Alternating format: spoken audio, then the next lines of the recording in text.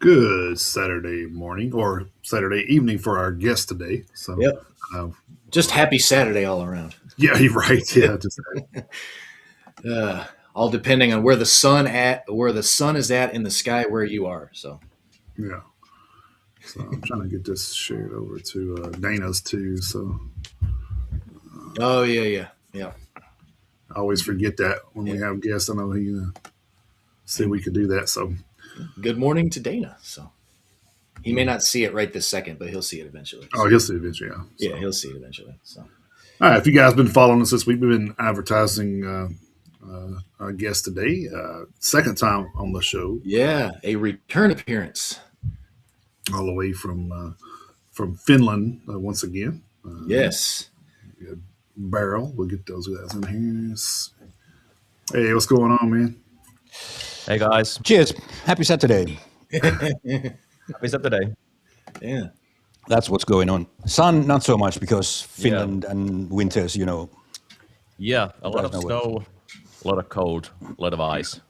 Yeah, it's definitely that time of year over there. I mean, so how does that hinder any like shows and stuff going on over there? Or are y'all just kind of used to it, or we're kind of used to it, obviously. I mean, people still get people trail through the snow to get to shows still. Yeah, that's what we do. We shovel and we go off. Yeah. Well, hell, you could probably. Our whole state's just down. So yeah, I mean, hell, you could probably just skate from place to place. Yeah, that's true. Yes. Well, it's true to school every Saturday, every winter and every summer and yeah. So on and And so if forth. there's the icy lake like between your school and your home, you of course skate. Naturally, Yeah. shoot a couple of polar bears while you're at it, but Penguins and whatnot. Yeah. all the other tropes you heard about Finland. Yeah. Well, true. Well, I hope there's no penguins in Finland because that would. I haven't seen any until now. Yeah. That's the wrong pole. Right. Yeah. But they migrate, don't they? I don't think they migrate that far north. I hope they don't. Jesus, that's a long walk. They got little. That's a long walk. For little legs, yeah. That's right. Yeah, and they don't fly. So I mean, We did have was it a sea lion? Yeah, we did at some point. Yeah, so a sea lion actually found its way to the shores of Finland, and everybody had a big fuss about it. oh wow, Yeah. okay, Wow. That is wild. that is crazy. Nobody knows where it came from, but the poor bastard died, obviously. Oh man, I hate to hear that. But It was followed in the news for a couple of days that he's here, and now he's here, and where's he going, and then he died. well, hope he had a good trip, but Right? that is a long way though. That is a long way. Yeah. Was it a walrus? I think it was a walrus, by the way. Oh, walrus. Walrus or sea lion. Yeah. Something like that. I'd say walrus, but one of those big kind of all sea the same mammals. family. Yeah. Well, still, whatever it was, Right. it was a lot further from home than you would imagine. Yeah, I think there's a song somewhere there. That's all the way you Oh, see there. Yeah, see there you go.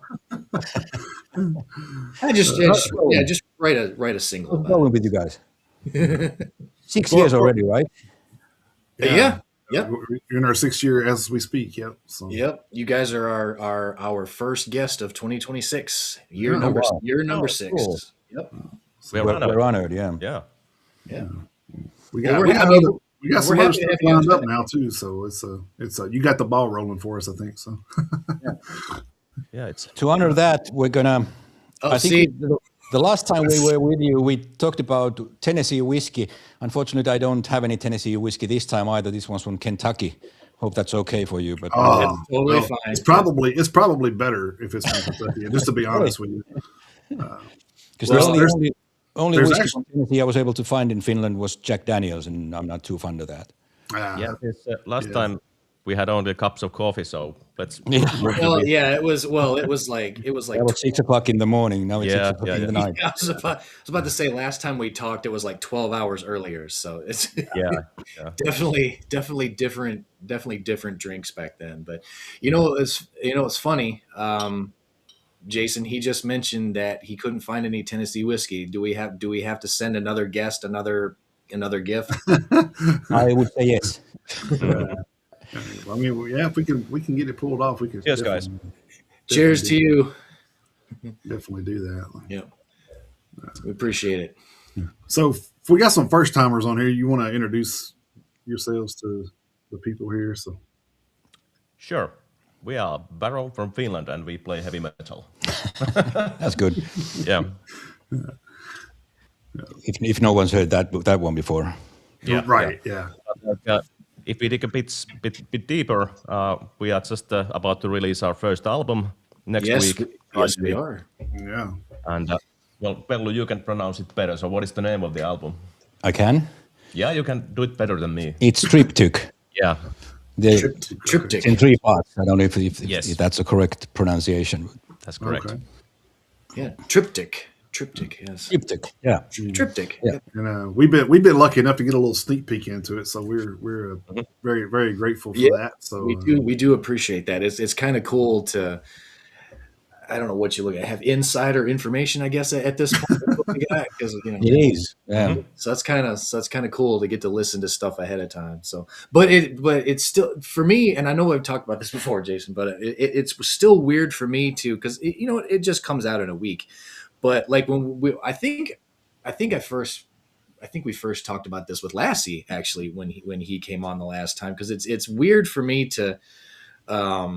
It's weird for me to have an album ahead of time because, you guys came on and we're going to talk about it here in a minute, but I always feel weird because it's like, I always wonder how much I can actually talk about it, because it's not out yet. I don't want to ruin anything for anybody because, because we've listened to it all the way through at this point. It's like, so I don't want to give away like their details. I don't want to do spoilers or anything else. So, I mean, it's awesome to have the opportunity to listen to something ahead of time. But then when like you guys come on and we're discussing it, it's like, all right, what do I ask? What don't I ask? Because I mean, I don't want to ruin a surprise for all the listeners out there. So it's always, it's kind of like a double-edged sword for me personally. So, but I'm not going to complain about having the chance to listen to an album early because it's awesome, especially when it is a good album. And this one absolutely is. So. Oh, thank you very much. Thank you. Don't worry about it. Just ask away whatever you exactly, have in mind, and we'll just if there's something that we do not want to discuss for some reason, I can't think of anything. Then we'll just okay. I mean, fair enough. I'm here, and anyway, the album is coming out in a week, so there's not that much that you can spoil. Not that many secrets anyway. Yeah. Besides, 2 singles have been out already, and that is true. That's true. That is true. So people do kind of have. People who've listened to the singles, which I mean, they are available on Spotify and I'm sure all the other streaming services, Apple Music and all that stuff. Mm-hmm. So they are not hard to find. Probably on Bandcamp. Hopefully not. No. Hopefully they aren't. So yeah, but so I guess speaking on this, my first question was we kind of talked about this before you guys showed up. Was Encyclopedia Metallum's kind of got you guys' lineup changed a little bit. So. Is you guys are you don't have a current drummer or we do yeah oh okay yeah, we do. So what happened with that scenario, if you can talk about it? I mean, that's sure there was nothing specific, no real drama or anything. We just parted ways as friends. Honku, the original drummer, had been with us since the beginning. Yes. What's it been now? 3 years, 4 years? 5 years. 5 years. Jesus. Wow. It was 21 that we started this thing. Wow. Yeah. Us too. I need a moment. Yeah. So, anyways, he'd been with us since the beginning, and it was just time. He had other bands and other things to do, and we. Oh, okay. Okay. So okay. Yeah. Yeah. So no drama. Yeah, we parted ways and we are still good friends. Yeah, absolutely. He's going to be at our release show because he still plays the drums on the album. Yeah, that's what I was going to ask, if he was the drummer on the album. Okay, cool. He is. And if you're listening, cheers. Cheers, mate.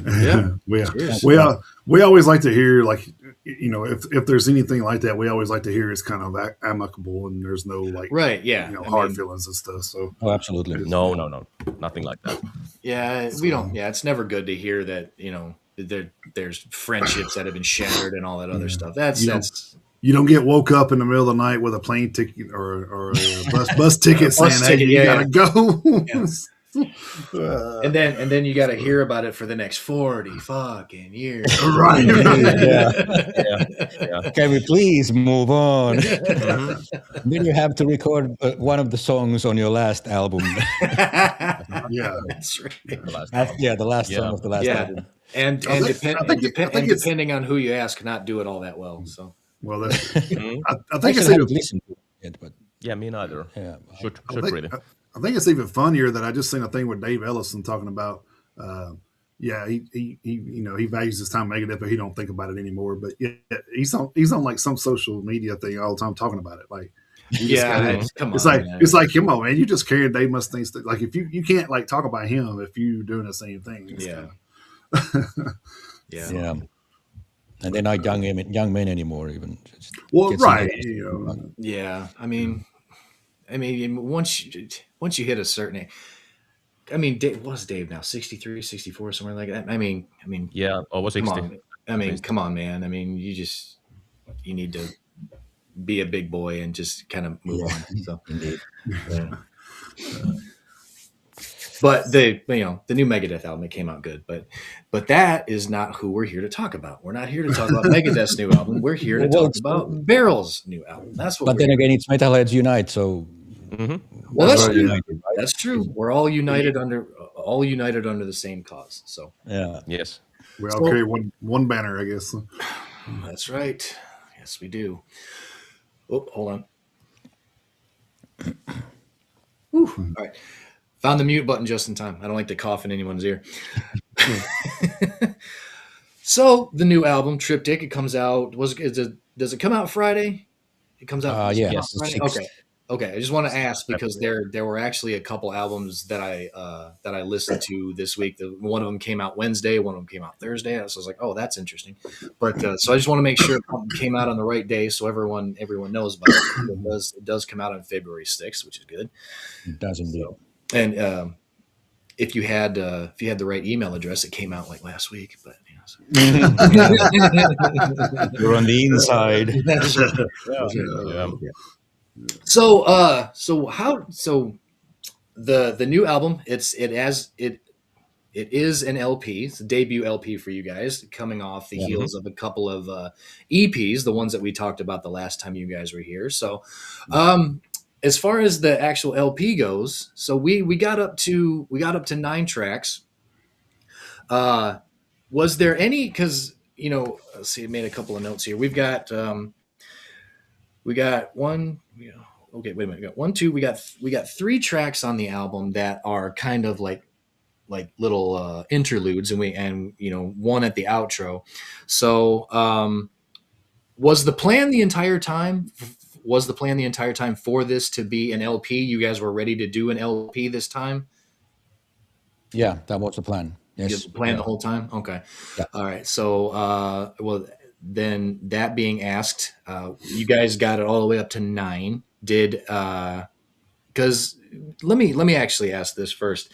What kind of story were we telling with this album? Because the way it flows from the way the way it flows, because like I said, this is one of those things where I feel like I might be giving something away. But anyway, the way Cryptomnesia starts, that's the name of track 1, Cryptomnesia. The way it starts with the strings on the intro is also the way that it kind of fades out at the very, very end before going into track 9.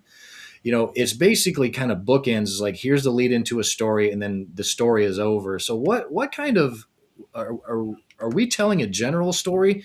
Because or is there something specific that you guys are writing about? Because you've also got like the and I don't know what it was saying because I don't speak Latin, but the spoken word part at the intro there, I don't know what was said, but I mean, so is that an intro to a specific story, or are we what story are we telling with this album? Well, there are stories to each of the songs, and then there's a kind of an overarching story to the whole album. Right. And the whole, well, basically two overarching themes to the album. But the theme of the album is the metaphysics of Satan. It's not a satanic album per se. We're not preaching Satanism or anything like that. Yeah. But it's a look into the different types of archetypes and different types of stories that people have given to different phenomena in ourselves or in the universe that we've called Satan. Okay. Yeah. So basically, that's the theme. All the songs are looking at the same thing, the same theme from different angles, and by telling different stories. And the sort of the second overarching story of the album is that it begins with basically the birth of Satan, how Satan was born in the stories that men tell about this phenomena called Satan. And then it goes into how Sophia, there's a song called Sophia's Repentance, which basically tells the story of Sophia, who's the mother of God, basically in one of the what are their stories? They're not Coptic Christian, but the word's going to come to my mind in a second. But anyways, she's the mother of God in some stories, and she kind of repents her creation, and that leads to the fall of man and eventually to war and the rest of or man resting in grave. That's sort of the overarching story. Okay. All right. So yes, two stories, and each of the songs tells its own different story. Yeah. Okay. All right. Well, that kind of makes sense because with coming out of well, I mean, it definitely clears some things up because, like I say, I don't speak Latin. Of course, I don't know too many people that actually do speak Latin, but doctors and medical field have a little bit, but nothing like that. Yeah, nothing like what they're talking. Yeah. No, not like that. But also, the first interlude after Cryptomnesia before it goes into Scavenger, there's like that little chant that I noticed that was in reverse. I was like, okay, that's interesting. So that kind of makes sense. a little bit of symbolism there.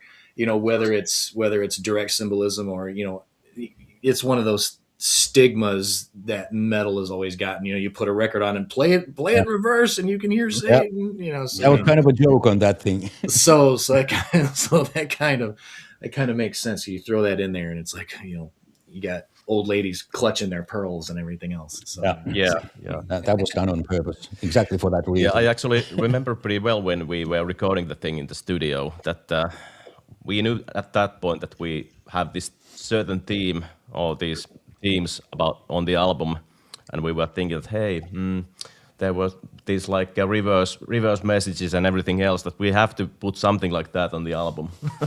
Yeah. So there you go. Yeah, you gotta throw that in there. It's just like what the actual text is that I'm not going to tell. You're going to have to find out for yourself by playing it backwards. Yeah. There you go. Nice. To it. Nice. Yeah, exactly. It's probably, you play it backwards, it probably says you're all just a bunch of big babies. Knock it off. Yeah, that's going to be on the next record. Yeah. I got it from you. Yeah, get over yourselves. It's just on the it's just Iron Maiden. Yeah, it's just yeah, it's just music. Get over it. So, exactly. Yeah. It's not that critical. All right. So another thing I wanted to ask is who was it that played? Now, well, let me ask this first. Is that an upright bass that got added to the album? No, it's a cello. Okay. So who plays the cello? Me. That was me. Nice. Yeah. Because the addition of that was haunting. I mean, and I'm sure that's what you're going for, but man, it just adds an ominous element to it. Because I mean, and you played it. I mean, it's played it so slow, so just so dark. I love that. You know, the lead in, you know, the lead out, and like, you know, let's see, where was it? It's in Prelude. It's in Prelude to War. It's in Cryptomnesia. It's in, where else is it? Prelude to the Fall of Man. Yep. Yeah. And then War, the actual song. Yeah. Yeah. I think it all started like with the war, because like you were thinking something like that. There's the slow part or the mellow part in the beginning of the war. That Vello was thinking that, hey, cello might be quite nice in this one. Yeah, because there's a bass lead I play on War, and I was listening to myself playing that bass lead in practice once, and I just thought to myself that this would sound so good on a cello, because I just love the sound of cello. I didn't play the instrument back then. And so I thought about the possibilities. I think I found some pedals that I could use on a bass that would make the bass sound like a cello, but it's not going to sound like the actual cello, obviously. And then of course, we could have used samples or things like that. But being old school, I just thought that, hey, I'm going to learn to play the cello myself. And went ahead and bought a cello and got some lessons, and what you hear on the album is, I think I've played less than 2 years at that point. Wow. Yeah, exactly. So I'm going to have to thank our sound engineer Lassi for the end result sounding at least somewhat listenable. Well, your teacher. Yeah, and my teacher, obviously. Yeah. Well, I mean, that's definitely commitment, because when you listen to that, and especially like when you listen to it with headphones, because you know, when you listen to the album with headphones and you hear the cello parts that you've played, you can actually, having gone out and actually learned to play the instrument, you can actually almost, when you're listening to it with headphones on, you can almost feel you playing it. Yeah, cool. Because that's how. Let's see. How am I trying to? Well, it's almost like you can tell the actual instrument is being played, instead of, like you say, you know, using a pedal, or using samples. You can tell that it's the actual instrument, and the way you play it and the way it sounds, because it actually is the legitimate instrument. Not only does it add a darkness and an ominous element to it, it almost actually feels like you can feel the instrument being played. So it's definitely a dynamic that I wouldn't have expected. Yeah, and you can obviously hear that it's an actual cello, because you can hear the mistakes I make, anybody who's actually played any good at playing the cello can obviously hear that I'm not a pro. But then again, that sort of adds to the whole story of the album, and it adds to the whole idea of the album. So that's why it's there. If it had been perfect, it wouldn't have fit the whole story and the whole idea of the album. That makes sense. Well, it's a good thing that I'm not even an amateur cellist, because I wouldn't have been able to pick out a mistake, regardless, because I don't play the instrument. So the good thing is I had no idea you even made any mistakes. So, you know, I can't speak for any. I can hear sort of the technical. I don't know. I'm not proficient technical, so that's what you can hear on it. But that's good. It's authentic. See, that's what it is. That's what it is. I think the authenticity. I think that may have been the word I was searching for. But again, it just fits in with the feeling of the album. Now, you know, it's not all down tempo and dark and everything else. So I mean, that's not that's not the that's not the overall feel of the album, regardless of the subject matter. Because I mean, Scavenger is up tempo. Signs for Kings is still up tempo, but it's not. I wouldn't call it like a full on out and out thrash banger or anything else. But I mean, there's plenty of tempo, so it's not like it's all gloom and doom, and the cello adds a little bit of a doom sludgy feel to it. But I mean, it's with it being a cello, it's not, it's still not the primary. It's still not the primary instrument. There's still everything there that we know and love is absolutely present. Guitar solos, double bass, and like speaking of bass guitar, not bass drum. I like the little on Scavenger. I like the little I think it happens like 2 or 3 times maybe. I made a note of it. I didn't count how many times you did it, but there's like a nice little bass wah effect that was on that song that I thought was was interesting, that I don't recall ever hearing on a song before. So I thought that was kind of neat. It is. It comes on once, but yeah. Okay. It's a fun thing to play live. I bet. I guess one of my questions is who was the teacher that gave you the cello lessons? Huh? Say that again. Who was the teacher that gave you the cello lessons? Oh, his name is Vertti Viitasaari. Vertti Viitasaari. Yeah. Okay. Got a bit of a brain freeze. The reason I asked is because we had another band from your guys' the new wave of Finnish heavy metal, the Reality Machine. Of course, Ari, he's a teacher, so I was just like, I wonder if he, hooked up with Ari and got some lessons or something. But that would have been a multi-instrumentalist. Yeah, that would have been a small world moment right there. Right? Yeah. I don't think he teaches cello though.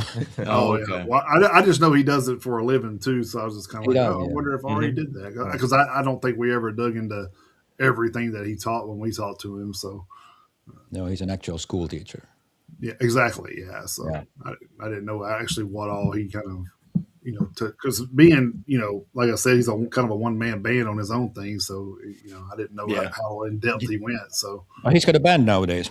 Yeah. Oh, he does got a full band now? Oh, okay, cool. He does. Yeah. That's awesome. They are planning to gig pretty soon as well. Yeah. Yeah. They got shows coming up, and nice. Well, we're gonna have to talk to Ari. sounds like another reach out moment here. So actually, you know what we need to do? We just need to plan a new wave of Finnish heavy metal roundtable. That's what. Roundtable. That would be awesome. That would be awesome. That's good. Yeah, absolutely. That would be cool. Well, speaking of which, how, because we haven't talked to Lassie in a minute. So, how is the new wave of Finnish heavy metal? How's the alliance going? How's it been coming along? Pretty good. Very good, actually. Some of the bands are just as we speak have played shows in Sweden. Yeah, actually, Never Fade and Crimson Day are there as we speak. Yeah. They played yesterday, I believe, in Stockholm. Yeah. And today in Gothenburg. Indeed, yeah. Yeah. That's awesome. That's awesome. And we've got our own podcast, yours truly. We've got our own beer, obviously. Yeah. Being in Finland. Lots of gigs. And we got a bunch of bands. I don't know how many, 25, 30 bands or something like that? Yeah, something like that. And all the time, more coming. Yeah. Yeah. And we're playing gigs together, and we went to a couple. We did a couple of shows abroad as well, and it's thriving. Yeah. Well and good. So most of your guys' shows are just people within the new wave of Finnish heavy metal, or just kind of tour together. Yeah. A lot of them are, yes. Yes, but then some are something that we arrange ourselves, and Gotcha. some bands come outside the alliance. But the alliance is doing very good. Yeah. That's awesome. That's good to hear, man. Because we were when they first Lassie first talked about it, we were just like, oh man, that's a great theme, because we always heard of the new wave of British heavy metal, but we never branch out from that. So to hear other and I think there's even another one now seen. And I can't remember what country it was, but I was like, oh wow, they're starting one up too. So I'm just like, man, so every country's kind of picking up on it, I think, and trying to put stuff together, which is awesome. I think that's a good thing for the community in general. So yeah, sure. I'm glad to hear that there's more than 24 bands now. I didn't realize there were that many at this point. Yeah. Well, it got to where It got to where Lassie was pushing them out, was talking about this band, join. I'm just like, I couldn't keep up with it there for a minute. I was just like, damn, dude. Like, yeah.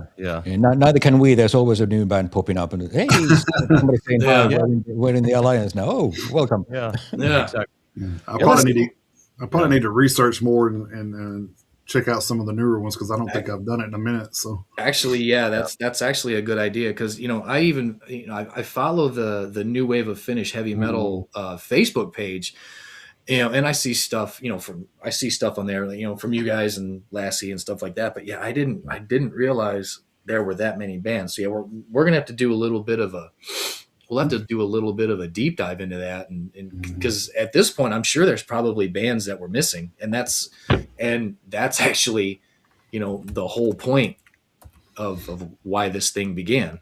So I mean, if there's bands out there that we should be listening to, we need to make sure that we kind of get caught up on that forever. Yeah, absolutely. And it's for us really and for everybody. So yeah, it's been really awesome to see that since we are really really small scale bands, at least so far, but for now, but now for now collaborating, it's creates new possibilities and everything else. So it's nice to see that everybody's full on with this.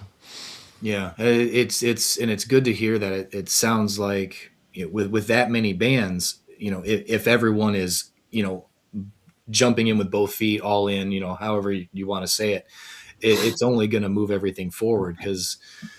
That's kind of the point.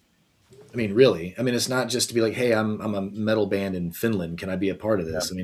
I mean, that's only one part of it. But I mean, everyone is in it to move the cause forward. So I mean, it's one of these things where you can't really be half-ass. No, because it's kind of besides it's not really the point of it. So you kind of really have to be committed. And if you've got that many bands at this point, because how many years has it been? I guess maybe 2 or 3 since Lassie was on the first time. I can't remember, but I think he was on. I think he may have been on a year after they were. So I think 2023 is the last time we were for Barrel. So, yeah. So I want to say. Yeah, I can't remember when he was on the first time, but.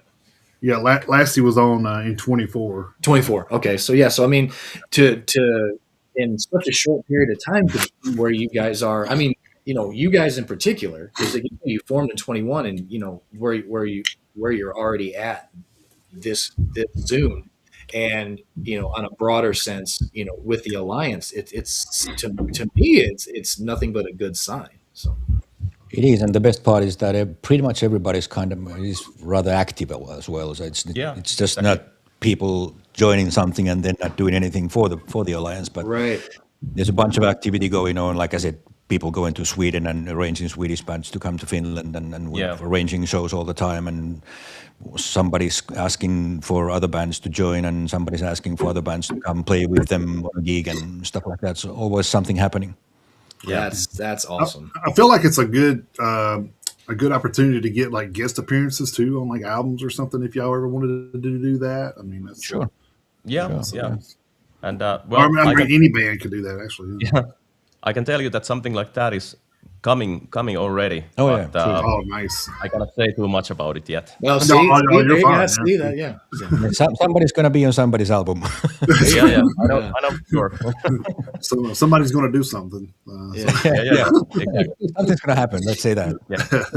Well, I have to laugh because I know that Crimson Day is in the alliance too, but it's funny because I completely forgot that Lassie was actually in that band at one point. Yeah, at one point. And because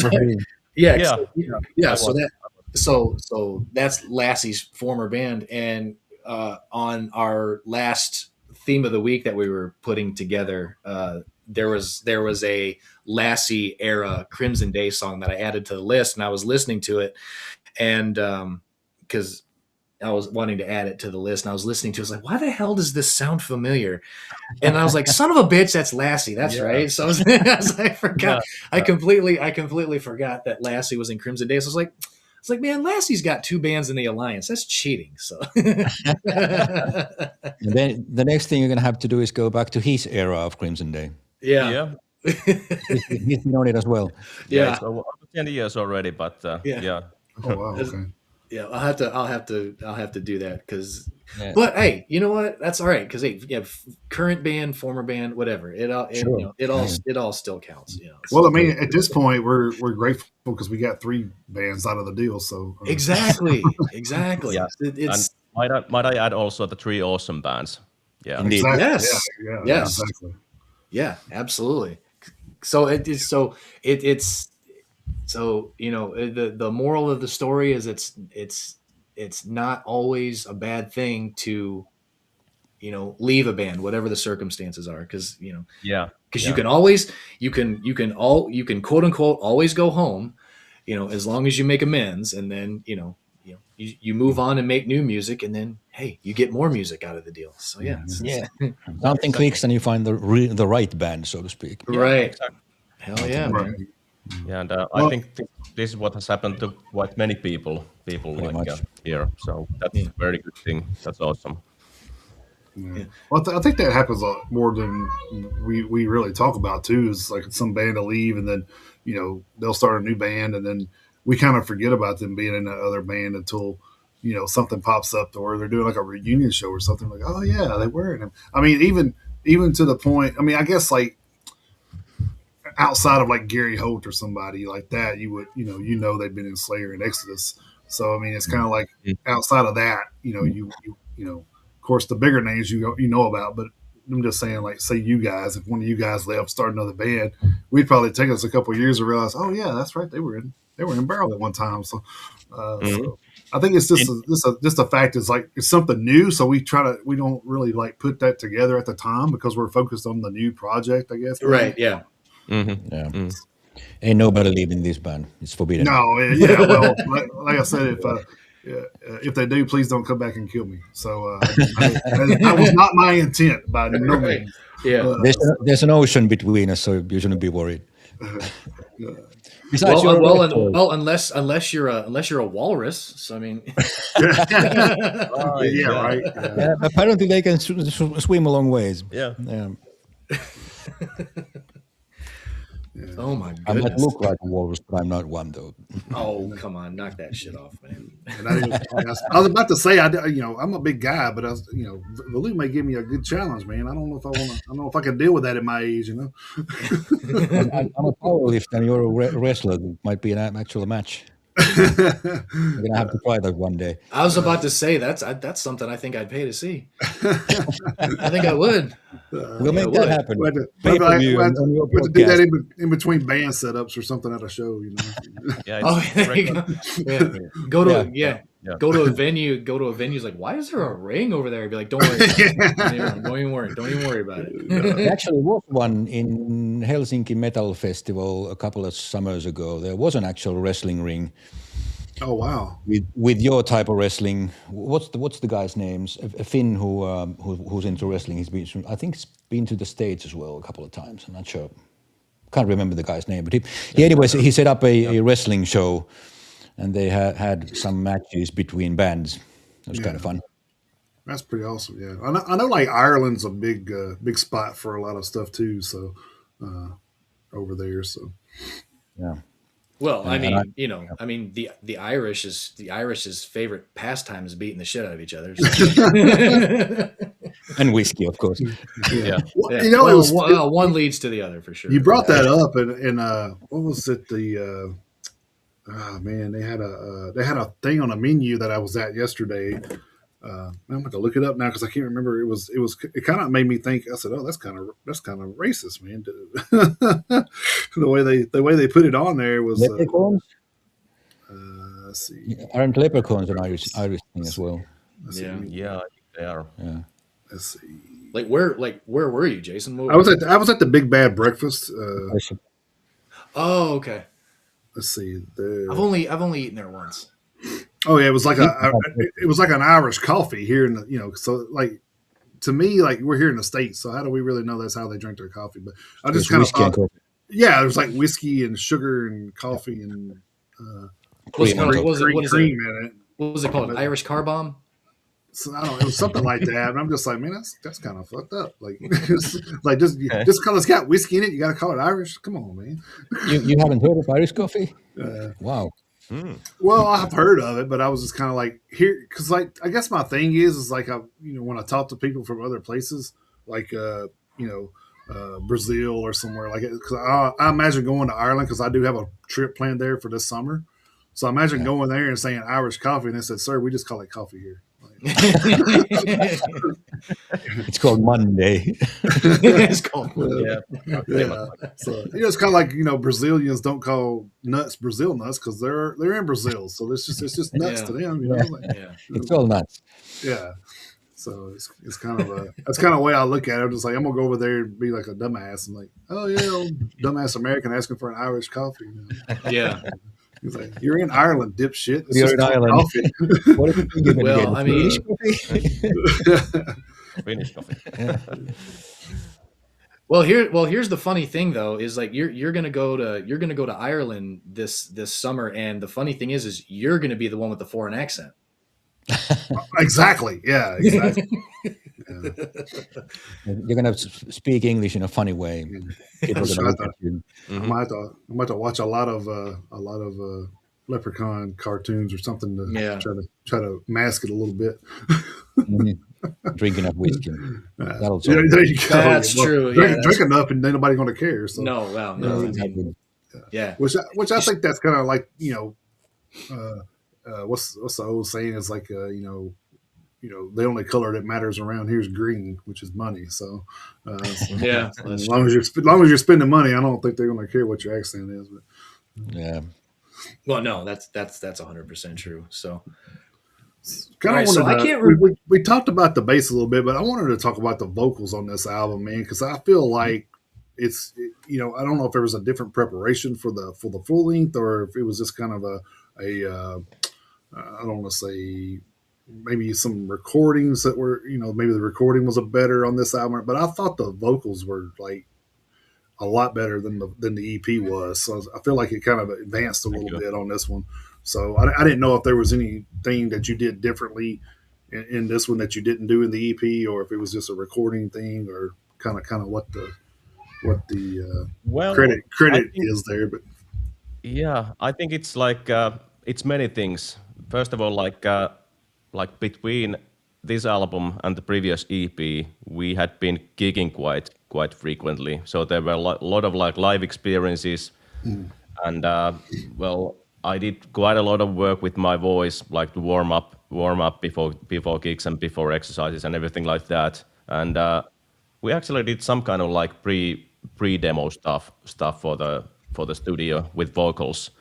So like we prepared like vocal parts pretty carefully for the studio, and I don't know. There was a lot of preparations, and I kind of like have this kind of like motto that I want to sound better on each record that I'm singing on. So something like that, maybe.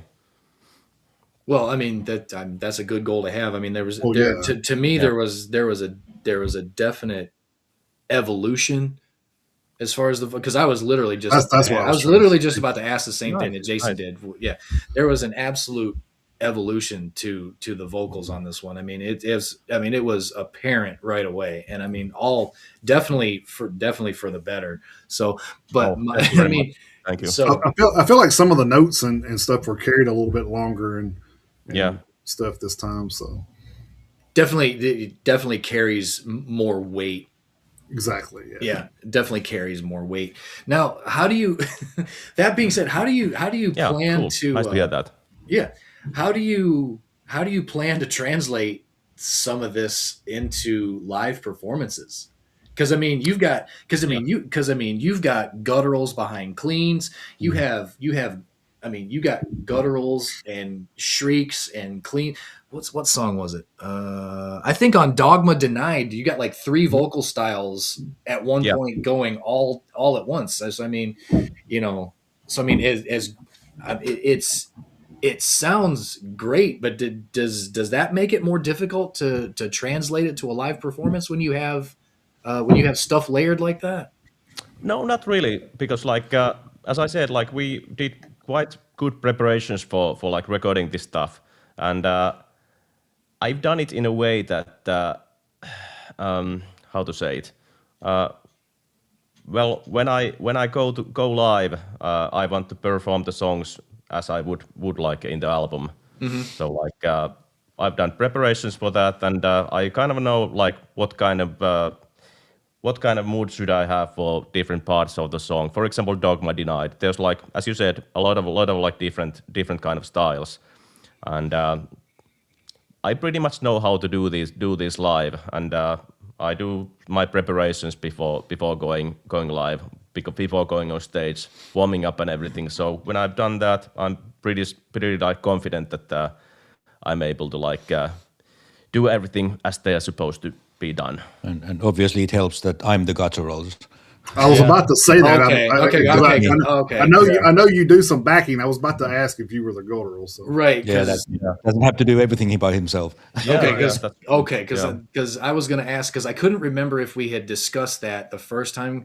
I'm sure we probably did, but because I couldn't remember for sure, because I was like, okay, all right, because I was going to ask you, was like, all right, well then how do you decide which part you're going to play on which song? So if the gutturals are taken care of, that definitely does make it okay. That makes it easier. Okay, that definitely clears it up, because I was like, how in the hell can you, as talented of a singer as you are? I mean, you'd have to have like superhuman powers to do 3 vocal styles at once. Yeah. Okay. So yeah, exactly.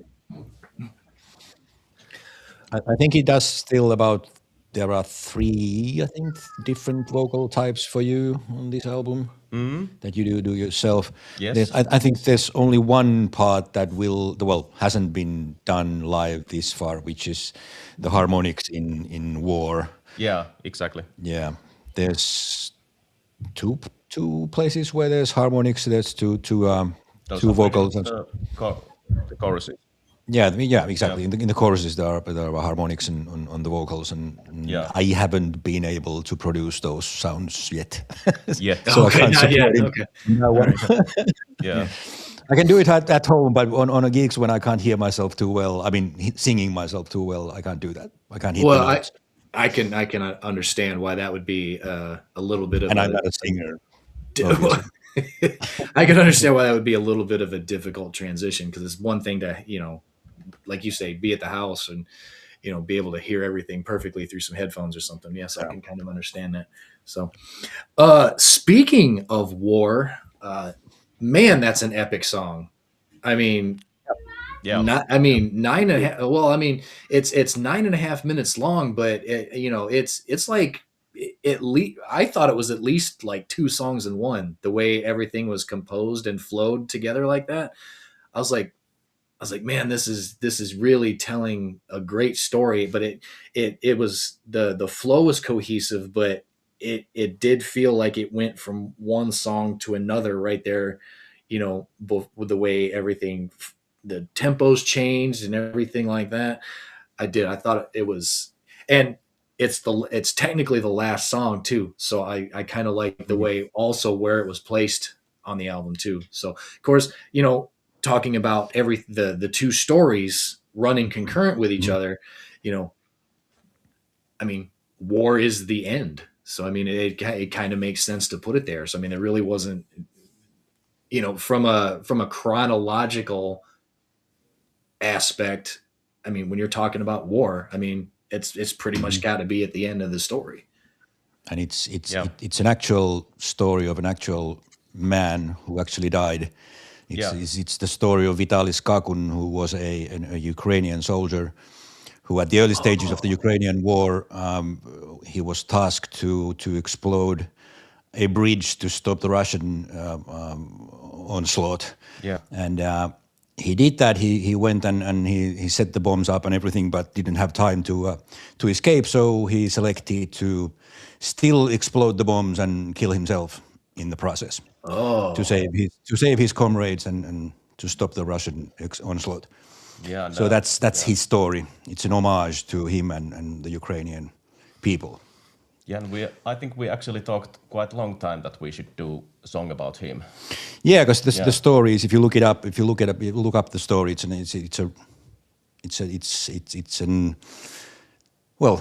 a story of a hero. Yeah. Things that people do when they have to do them. Yeah. And it's a question that would you do it? Would we be able to do something like that? Right. Yeah. Actually sacrifice ourselves for something bigger, for greater good. Right. Yeah. I mean, talk about making the ultimate sacrifice, man. I mean, that's it right there. Yeah. And so he actually died, and the lyrics of the song tell his story basically, and at the end, obviously, tell the story of his death. And the final song, so-called song on the album, is the actual death. And I don't know if there's like a Purple Heart there too in their military, but I think that would be probably. Yeah, he got the medal was called a Hero of Ukraine, I think. Okay. Yeah. I mean, he definitely should have gotten that. I mean, I was about to say if he didn't, then something would be wrong. I was about to say if anyone deserves that kind of medal posthumously, I mean, that's it right there. So yeah, exactly. So rest in peace. I'll drink to hell yeah, absolutely. So so then that knowing the specifics of that, what was said in the spoken word outro to that song? It's a poem by a Finnish poet. Okay. And it basically it's a short line about a man going to his grave. Okay. And turning into dust, basically. Okay. Wow. That's pretty deep. That's I know it. That's really all I can say about it. Knowing, because I mean, I enjoyed the song, of course, but the name of the song is War. So I mean, you can on first listen, you can obviously you listen to the song, the title of the song, and you listen to it, and you can deduce what the song is about. Of course, some songs naturally are. Aren't quite as clear on the subject matter. So, but when we get a chance to talk to the actual artist, we're talking to you guys now, and the inspiration for whatever lyrics there are, and then when you come to find out that the inspiration was something that happened in real life, relatively recently too, might I add, with everything that's been going on over there. I mean, finding that out. I mean, that's really the only word I could come up with was wow, because I mean, just knowing the actual subject matter and the recency of it, because like I say, it's something that we hear about, of course, not as often as we were, thankfully, but that doesn't mean that situation over there is over. Far from it. But knowing that it's something that happened in your lifetime, definitely within a time span that you can actually remember, because something happens in your childhood, it's like I don't even remember that. It's happened here recently, and it's something that we, like I say, we still hear about on the news and social media, whatever. So it's a subject matter that's fresh in everybody's mind, because I mean, pretty sure everybody who has any access to any sort of social media or news knows that there's a war going on between Ukraine and Russia. So it's basically, an open wound, as far as mankind is concerned right now. So to hear the song about it and how one man did what he did for the cause he's fighting for. I mean, it's a heavy song because it's a heavy metal song, but I mean, it's a heavy subject matter too. So it's just, it really adds an emotional element to it, knowing the specifics of it. Yeah, it's one of the first songs ever written for the album. It's been in existence for quite a while, and I remember thinking back then when we decided to write the lyrics about Vitaly Skakunin, and we were writing the lyrics, and we talked about the album, and we're planning on when to actually record it and when to release it and so on and so forth. And I was thinking that we're never going to get this album out before the war is over. Unfortunately, I was wrong. Yeah. Yeah. It's still going on. which is a travesty. Yeah, I mean that it really is unfortunate that shit's still going on over there. But even if the war would have ended, to be able to tell the story of somebody who did that, I mean, it sucks that you had to tell that story, but it's good that you were able to tell that story, because we all, I'm sure everybody, all four of us know, Sabaton and what they do as far as their topics of warfare and everything else, whether it's a general topic, or they have plenty of songs where they sing about like a specific person. Hell, they have a song called 82nd All the Way, which is about Alvin C. York, and he's from Tennessee. That's right. I forgot about that. Yeah. So I mean, a band from Sweden took the band, and credit to them, because I mean, a band from Sweden took the time to do their homework about one dude from the 82nd Airborne, I think, I don't know. Anyway, the 82nd Airborne in Tennessee during World War I, and then they wrote a song about it. So kudos to them for doing the work. And same thing for you guys. It's just, it was something you didn't have to wait, 100. Well, yeah, it's something that you guys didn't have to wait over 100 years to write about, thankfully, so because, you guys would be gone, of course. But, it's to be able to get this guy's story out there while everyone who has heard about the overall event can absorb and really feel and react to it however they will, because obviously, eventually some people on the other side of that story is probably going to be like, well, fuck that guy, but because unfortunately not, there are people in the world who aren't going to be on the Ukrainian side. There's going to be people who are on the Russian side, and like I say, those people are going to be like, yeah, he died like a bitch, So I mean, I don't feel that way, of course, but there's two sides to every coin, of course, Well, no matter what, those people, no matter what side you're on, though, man, he just did something to sacrifice for his country, which is what you take an oath for the military anyway. So, I mean, no matter what country you're in, I mean, and he's he fulfilled his oath, and that's a story. So and even people who sympathize with the other side, I mean, they need to hear that story too. So I mean, whatever, whichever side you take, I mean, you need to hear that story, because I mean, pro Ukraine, pro Russia, whatever, there are still human beings dying every day for this, whether or not they're actual combatants or not. I mean, you hear the stories about, Russia bombing civilian targets in Kiev or whatever. Pick a, I'm not, super duper versed on, the geography of Ukraine. I can really only think of Kiev off the top of my head, but but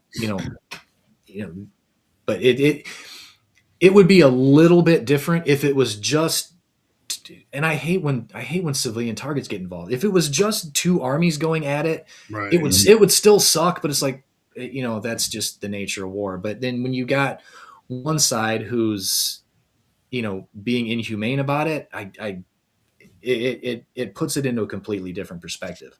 So for that one soldier to do what he did for the good of his people, I mean, because there's no telling how many people he stopped coming over and doing whatever Russia had designs on doing to any of his people, military, other military members or civilians or whatever, because they've been doing that. Yep. So to give up to give up everything to protect God only knows how many people. I mean, that's about as admirable. That's about as admirable as it can get. Yeah, it really is. I mean, you can't really do much else other than being able to go behind enemy lines and take out an entire army by yourself. I mean, that's just the shit that happens in movies. So, I mean, Rambo and stuff. Yeah. But yeah. So, I mean, I think the individual stories in wars are important because I think we're kind of sanitized when we look at the news and we just see headlines about two countries being at war, and we just read them quickly and, oh, well, there's a war, and we move on.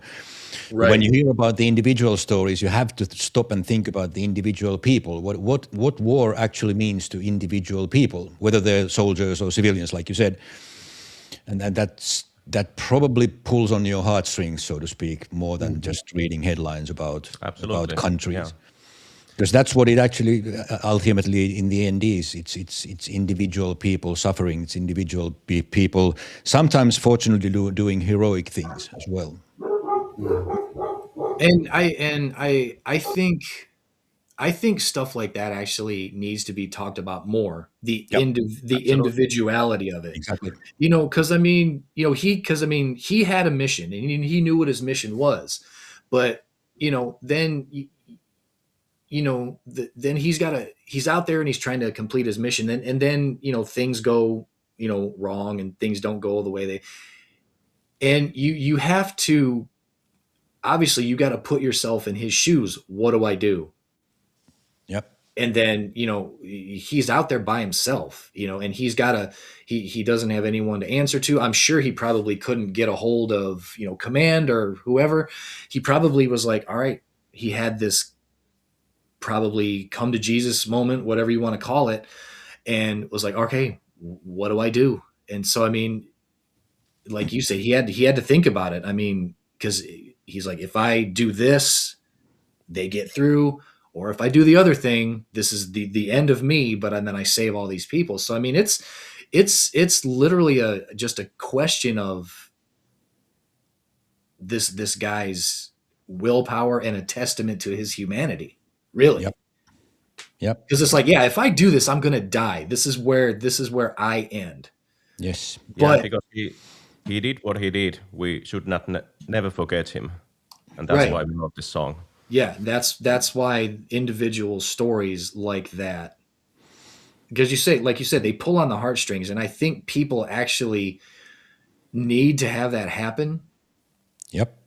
Because like you said, in the grand scheme of things, it's like, all right, well, 3,000 people died in Moscow, or in Kiev, or on this empty battlefield on the border or whatever.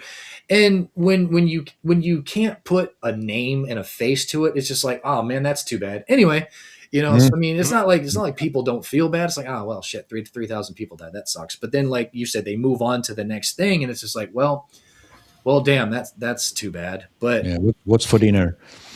Yeah, I mean, it's just time goes on, and I mean, there's no avoiding it, because I mean, it does. But at the same time, and like I say, when it's something this basically is happening now, so so it's something that you can envision just happening. It's something that, okay, while I was here, while I was in Tennessee, or when you guys were in Finland, this guy was over in Ukraine, and he was like, all right, these people are coming from my side and my people. What do I do?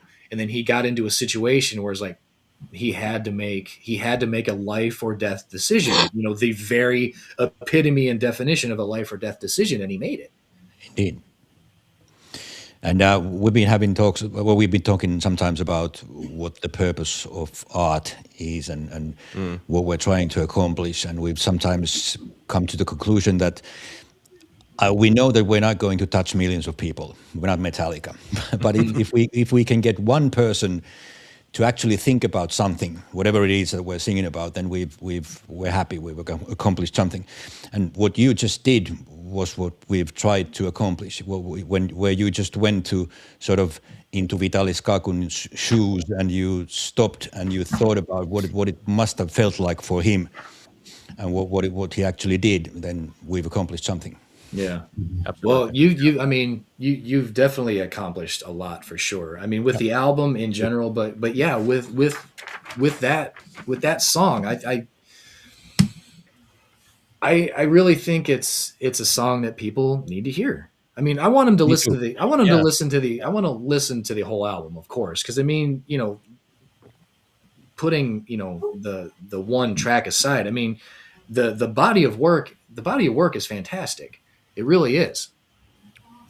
But I mean, it's something that people need to. And I may actually, once the album comes out, I may actually kind of just share the actual song itself, because I do want to help get the song out there as well as the album. But I mean, it is a current event, real world, happening now topic that you're singing about, and yeah, it's a story that needs to be heard. So I think I'm gonna do it. And Valu just gave me the snip for the show right there. So he said Absolutely. if he wants as many people as possible, that's I'll do whatever I can to get that message out there. So Yep. Cool. Thank you. so Yeah. Thank you. Absolutely. I mean, I do want to it's our pleasure. I do want to ask something since we were talking about that, and I've always wanted to ask somebody like firsthand, because I mean we don't know a lot of people from over in that region, but I always wonder how people, and like I said, you may not know personally, but maybe you've heard something, but I kind of want to know how people feel about United States getting involved in stuff like that. Do they feel like they have a place, or do they feel, hopeful that there's going to be a treaty when that happens, or do they just feel like, hey, y'all need to mind your fucking business? so, You mean Finland being somehow involved? What do you no, mean? no. I'm just saying, like when there's stuff like that going on with conflicts between two countries, and the United States try to get involved, I always wonder how the people kind of feel about that. So, because I mean, we don't always agree with what our government does. I mean, probably 90% of the time we don't, but it is what it is. So, I personally think that anything that actually helps to end the war is always a good thing. But then, having said that, how the war ends should always be for the Ukrainians to decide. Right. I mean, what we can do to help them get the sort of the result that they want from the war, which is of course to have it first of all end, but second of all to not have the aggressor come out as the winner. Let's say, let's put it that way. Yeah, should be something that we should strive for. I mean, if we can help them achieve that, then we'll help them, and we have, and you guys have. Well, the states have as well. And when it comes to actual, let's say, political machinations, I don't know. Yeah. I don't think I should talk on that one too much. Well, that's fine. I mean, I said, I've always wondered like how some, because I mean, like I said, I don't pick up a phone and call somebody from Ukraine going, "Hey man, how you feel about United States being in your country?" It's kind of one of those things where if you're not in the area, you don't really know what's going. And I don't listen to a lot of we've talked about this a lot. I don't listen to a lot of stuff that gets posted on social media and stuff because I think a lot of it's bullshit. And it's just, we've gotten to a point in society where they're going to post and put out what they want you to know. That's it. Right. They're not going to tell you the whole story. So just like you said, with that story you just told, we would probably never hear that shit if you hadn't told us that. You know what I mean? Like we wouldn't have, And I'm like you. I think those stories of heroism need to be told, no matter what side it's on. So, but is the Finnish army involved at all in that at all? No. Or well, that's good. We are in a sense that the Finnish soldiers have been there training Ukrainian soldiers, and Ukrainian soldiers have been to Finland to get training, and Finland's been giving them arms and money to uphold the situation, to help the Ukrainians fight, but we're not in as a Finnish army sending troops there. No, not really. Right. Okay. Except for once again for training purposes. I think too, like if say me and Chris got in a fight and you're trying to go in and try to make peace with that, me and him have to be willing to listen and and it's put down our hands and like, okay, let's talk about it. But if you're not willing to do that, then I mean it's pretty much meaningless, Sure, but one can't be camped in the other one's kitchen. Exactly. While you do that, the other one has to get out of the other one's kitchen before the talks can start. So that's right. That has to happen first.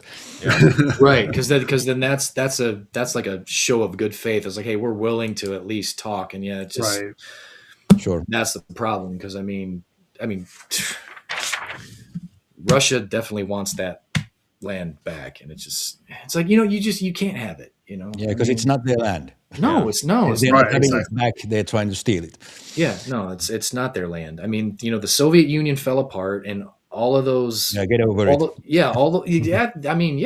All those former republics, they became their own. They became their own countries, and it's just it's Russia. It's like, you know what, you're big enough. You're big enough. You got enough stuff, and just leave. Well, it. it's just it just goes to show you there's a lot of people dying for no good reason, really. So. Absolutely nothing. Mm-hmm. Yeah. Yeah. For one old man's pipe dream, basically. Yeah, it's Mm-hmm.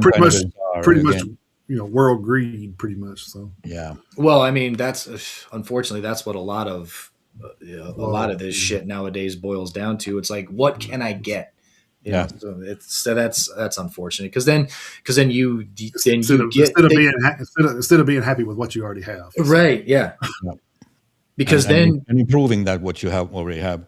Exactly. Yeah. Because then you have people that have to be put in life or death situations like Vitaly. So I mean, it's just Yeah, and it's usually other people. It's not you.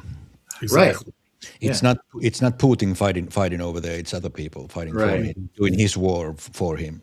Yeah. And nobody wants that. I mean, probably none of the soldiers want to be there, actually. No. Well, it's like that. It's like that System of a Down song says, "Why do they always send the poor?" So Yeah. Yeah. It should be like it used to be back in the old days, that if you started a war, you're going to have to put on the armor and sharpen your sword. Exactly. And be on the front lines yourself. That's right. Was the king's purpose was to be there first. Yeah, you have to actually have some literal skin in the game. You absolutely should. Yeah. You have to be the hero leading the troops. Mm-hmm. Maybe somebody come through with the old saying, "Cut the head off the snake." So. Yep. Yeah. The general. That might do a lot of us a favors. Well, yeah, we'll see. Yeah. I don't know. That's a pretty. Unfortunately, that's a pretty hefty snake. I think that. Yeah. Unfortunately, I think that snake has more than one head. Unfortunately. Yeah. Well, not to which sucks, but not to veer away from the topic a little bit, but there's something I really wanted to ask you guys, because I don't know if you've seen this story, but I did a story on this a couple weeks ago, or maybe it was even last week. But I said, hey, I got a band from Europe coming on. I want to ask them. So I don't know if you followed the band Witch Fever, but they just did a European tour over there with Ball Beat and stuff, and they're saying like their money was tied up in some kind of European taxes or something, withholding. Are you guys familiar with anything like that? Or? No. Nope. Okay. I was just kind of curious. I was just like, well, if that's just a European taxes, I know, but I haven't heard this particular story. Oh, okay. Yeah. Well, that's what I was asking. They were saying their stuff was kind of held up with European withholding tax, and just like, well, how long does that get held on to before it's released to the artist? I mean, that's kind of crazy to me, but yeah, because they got back from this European stadium tour, and they were completely broke because all of their money was being held up by some sort of some weird withholding. Yeah. I don't know if it's something where maybe they got some bad representation, or they entered into a fucked up contract or something. But yeah, they just went and did their biggest tour ever, and they've got nothing to show for it currently. That sounds weird. I mean, Europe is a tax hell, obviously, but withholding all the money, that sounds weird. It must be some kind of a something weird going on there. I mean, usually if you're on tour, and when you get the money, let's say for tickets or whatever, you pay the taxes before you get the money. But having everything withheld, that sounds really weird. I don't know. Okay, I was kind of curious about that, because, like I said, we don't know. We're not over there, so it's kind of like if anybody's ever heard of that or not. But no. So this is kind of an incident that does not happen a lot all the time. Then I guess no, most certainly okay. not. Okay. Well, that's a good thing to know because, like I said, we're doing what we do. We try to like boost these bands kind of like that, as much as we can over here. Not hopefully at some point the bands that we interview get to come here and actually get to perform for America at some point. But I don't know about the situation, but sounds like some kind of a management screw up, perhaps. Yeah. They are a young band. I have a feeling that maybe they got misled into entering some sort of agreement that maybe somebody's pocketing some money and wants to blame somebody else for it. Who wants something from the cake, something like that. Of course. Yeah. It was kind of like we went to a show here. Angela Sapatrita came over and did a show here in the States a couple years back, and I think it was their first time over at that point, wasn't it? I think so. I think it was their first. It was, yeah. It was their, as far as I know, it was their first time. And Hidden Intent had been here before. Hidden Intent. When we talked to Hidden Intent, they said it was their second time in the U.S. So. But they had like a big management company promoting them and setting up all the shows or whatever. And then they were saying like one of the shows they had to get their own like way from point A to point B to the next show, and then check into their own hotel and everything. Like nothing was set up. I'm just like, what the hell, dude? And then come to find out that same guy was that was helping them promote was also in charge of a bigger tour like Breaking Benjamin or something. So he was like more focused on that than he was. He wasn't. Yeah, he wasn't. And we were talking about how shitty that is because, I mean, these are talented. I mean, that's two talented, very talented bands, I think. And for them to not get represented, actually, I would have rather seen that show than Breaking Benjamin. But 10 times out of 10. Yeah. But I'm just saying, like, for them to get misrepresented like that, it's just kind of like a shitty deal for people trying to come over and do something good. You know what I mean? And them to get shit on like that. I mean, it's a wonder they even came back. They did, but I'm sure they had different representation when they came back the second time. But yeah, so it's I can see how being misrepresented can lead to some all kinds of shady characters around. Yeah. Well, yeah. I mean, they're everywhere too. Unfortunately, they're not just in the United States. I'm pretty sure there's some all over the place. But Well, speaking of representation, you guys are still independent, correct? Yeah. Yeah, we are. Any potential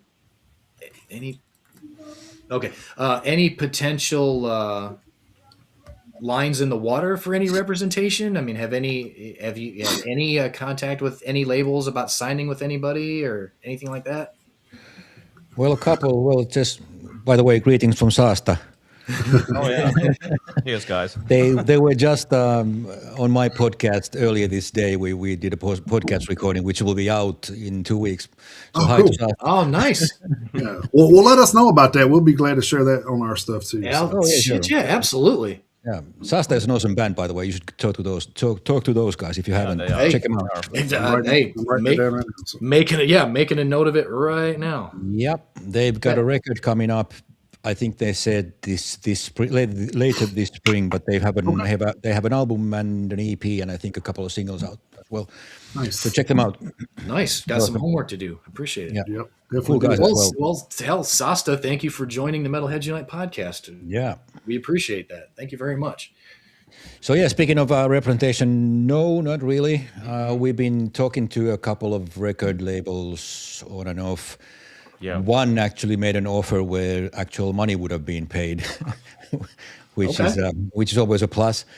But we didn't sign with those guys yet, at least. So no. Okay. Yeah. Right. There's talks every now and then, but nothing concrete. Okay. Yeah. Okay. Exactly. I will say this. I have noticed, because I mean, our inbox has been blown up over the last year. From record labels that we've kind of created a relationship with some of the bands, and then the record label's like, oh well, so if you like appreciate you interviewing the band, but here's some more stuff for you. Put us on your mailing list. So we're wound up on like 4 or 5 labels mailing list now. So we get stuff in the inbox all the time. And I will say this, like for me personally, seeing that is kind of refreshing, because I feel like that, these PR guys are really working hard for these bands. If they're giving us all this stuff, they're surely giving it to a lot of other emails. So it's very refreshing to know that they're actually doing the work for some of these bands that are trying to make it. So it's definitely a good barometer for the health of the scene, as far as I'm concerned. Yeah, there's a bunch of all kinds of record labels. There's a lot of them around. And I actually talked to one in my podcast called Noble Demon. I don't know if you guys have heard of him. I don't think so. Maybe, but it doesn't sound familiar, to be honest with you. They're actually sort of a Brazilian/German record label, and they got a couple of really good Finnish bands, which I'm going to plug now. By all means, absolutely. Yeah, there's Marianas Rest. Have you heard of these guys? Yes, I actually have heard of those. All right. Yeah, I have. What about Kaunis Kuolematon? No, I have not heard of them. Okay. They're both sort of in a similar scene. They're melancholic metal. Okay. Melancholic, which you probably call some kind of a prog metal. I don't know. Well, go ahead and listen to them. They're both on the same label, and they just put out records. Really, really awesome records. All right. So check them out as well. And I talked to the guy from Noble Demon. He's, like I said, he lives in Brazil. He's a German guy, but lives in Brazil now. They got all kinds of cool things coming out. For some reason, he's got a lot of Finnish bands on his label. Don't know why. Yeah, a German guy who lives in Brazil likes to sign Finnish bands. Yeah, sure. Yeah, that makes sense. That's the global world for you nowadays. Yeah, it is. It is. Well, that is the funny thing. I mean, say what you want about technology, but mean, the four of us are 8 hours apart in distance, and we're in the exact same room. So say whatever you want about technology, but it definitely has made the world a lot smaller. So has indeed, yeah. Yeah, and well, it has a lot of pros for sure. It does have pros. Yeah. It does. We both work in technology, so we gotta say that. Yeah. By the way, speaking of technology, I'm going to use the technology called a refrigerator. I'm going to go grab a beer, so you guys keep talking. Oh, that's that's it. I mean, that's hell. That's the refrigerator is probably one of you might be able to put the refrigerator in probably the top 10 of human inventions. Especially when it comes to beer. Exactly. Yeah. You just put a tap on the outside of it, and instead of getting water, you just pull it and get beer out of it. So. Yeah. We should do that. Yeah. Sure. Yeah, like that beer line into a keg instead. That's right. Yeah. Or like that Hawaiian Punch water fountain in Mr. Deeds. In Mr. Deeds, yeah. Yeah, but talking about our record and record label and everything like that, so we are gonna go self-published with the record like next week. But what we have been planning is like if there would be like record label interested in doing some kind of like let's say CD or vinyl press for the album, for the physical release, we are definitely interested in something like that. But yeah, so far self-published. Okay. Yeah, so if a record label wants to send us a couple of million, that'll be cool. No, let's say that's a good start. At this point, I'll fix to reply to all these and say, hey, look, until you sign to us, we're not doing anything else. Yeah. Yeah, but having said that, that's a joke, obviously. But I can understand from a record label perspective that it's not an easy thing to get a up and coming band to sell enough records for them to actually sign us. Mm-hmm. I completely get that. I mean, it's a hard mathematics to get to work. Yeah, I mean they are doing business also. Yeah. So because they gotta move records, and it's not gonna be easy. Yeah. People are not buying records anymore. Not to go back to what we talked about in the beginning of the show, but I'll say this: the last album for Megadeth has been really well done as far as distributing. I don't know if you kind of noticed this, but like the digital copy had an extra song, so they kind of made it to where you have to get the digital because you're not going to get that extra song anywhere else. And then of course they have 3 different prints of the album actually, And then, of course, the CDs have a couple of different prints. So they have like different advantages to each thing that they're selling, which is crazy to me. It was like, why did they do? But I guess I was thinking, well, this is their last album, so they're going to make as much money as they can out of all of it, regardless. And then I noticed the other day that it was a kind of an impromptu thing that somebody posted, but Dave Mustaine was in our area at a record store, but he was not signing autographs. He would take pictures, but he would not sign autographs. And I thought, okay, well, that's smart because now you can't go on to like an auction site and say, oh, well, this is Dave Mustaine's autograph. He's retiring. And so I was just like, that's exactly his thought process. And I guarantee you it was. He's like, if you want that, then it's VIP, but you got to pay for that. So that and you couldn't take a picture if you didn't buy you had to buy the album. Gotcha. You had to actually go buy an out CD. Take the picture of the album with him. Okay. Yeah. Okay. Yeah. So it wasn't just. Yeah. So they're definitely doing the marketing part pretty well, I think. So. The best part of Megadeth nowadays is that they have a Finnish guitarist. Exactly. Dude, I mean, I don't think Dave's ever had a lack of guitarists in his band. No, he hasn't. Man, Teemu is just incredible. Yeah. He's phenomenal. He is incredible. And you know he's a younger guy too, so he's got a lot of life left in his fingers. So I'm kind of anxious to see where he kind of winds up. Yeah. So. Exactly. Well, the funny thing is, I mean, Dave did say that this farewell tour could last 3 to 5 years. So Teemu's not. He did? Yeah, Teemu's not going anywhere. In the distant future. Well, still though, in the end, I'd kind of like to, he's going to make some band, this very happy. That much better. So. Yeah, but that guy must have he must feel at least a bit bad because you get to join Megadeth, and the next thing they do is they say that we're going to quit. Come on. Well, probably because Dave's like, well, I can't keep up with this guy. Fuck this. Well, that's the thing is Dave with the condition that Dave's got going on with his hands. He basically said that he can't keep up with Teemu anymore. He's like, I just can't do it. Well, I think it's been going on far before that too, because I think so. Kiko was kind of in the same boat, I think so. Well, and we all know that Kiko was the one who referred Teemu to Dave anyway. So that was good. But Teemu is out of his mind. It's ridiculous how well he plays. I actually got to see Teemu play for Megadeth. They were they were in Nashville. Fuck, was it last year? Well, no, not last year because we just started 26. But they were they were in Nashville in 24, and Teemu, got to see Teemu play. Of course, it was the tour where Dave brought Marty Freeman out to do like a little 3-song guest spot.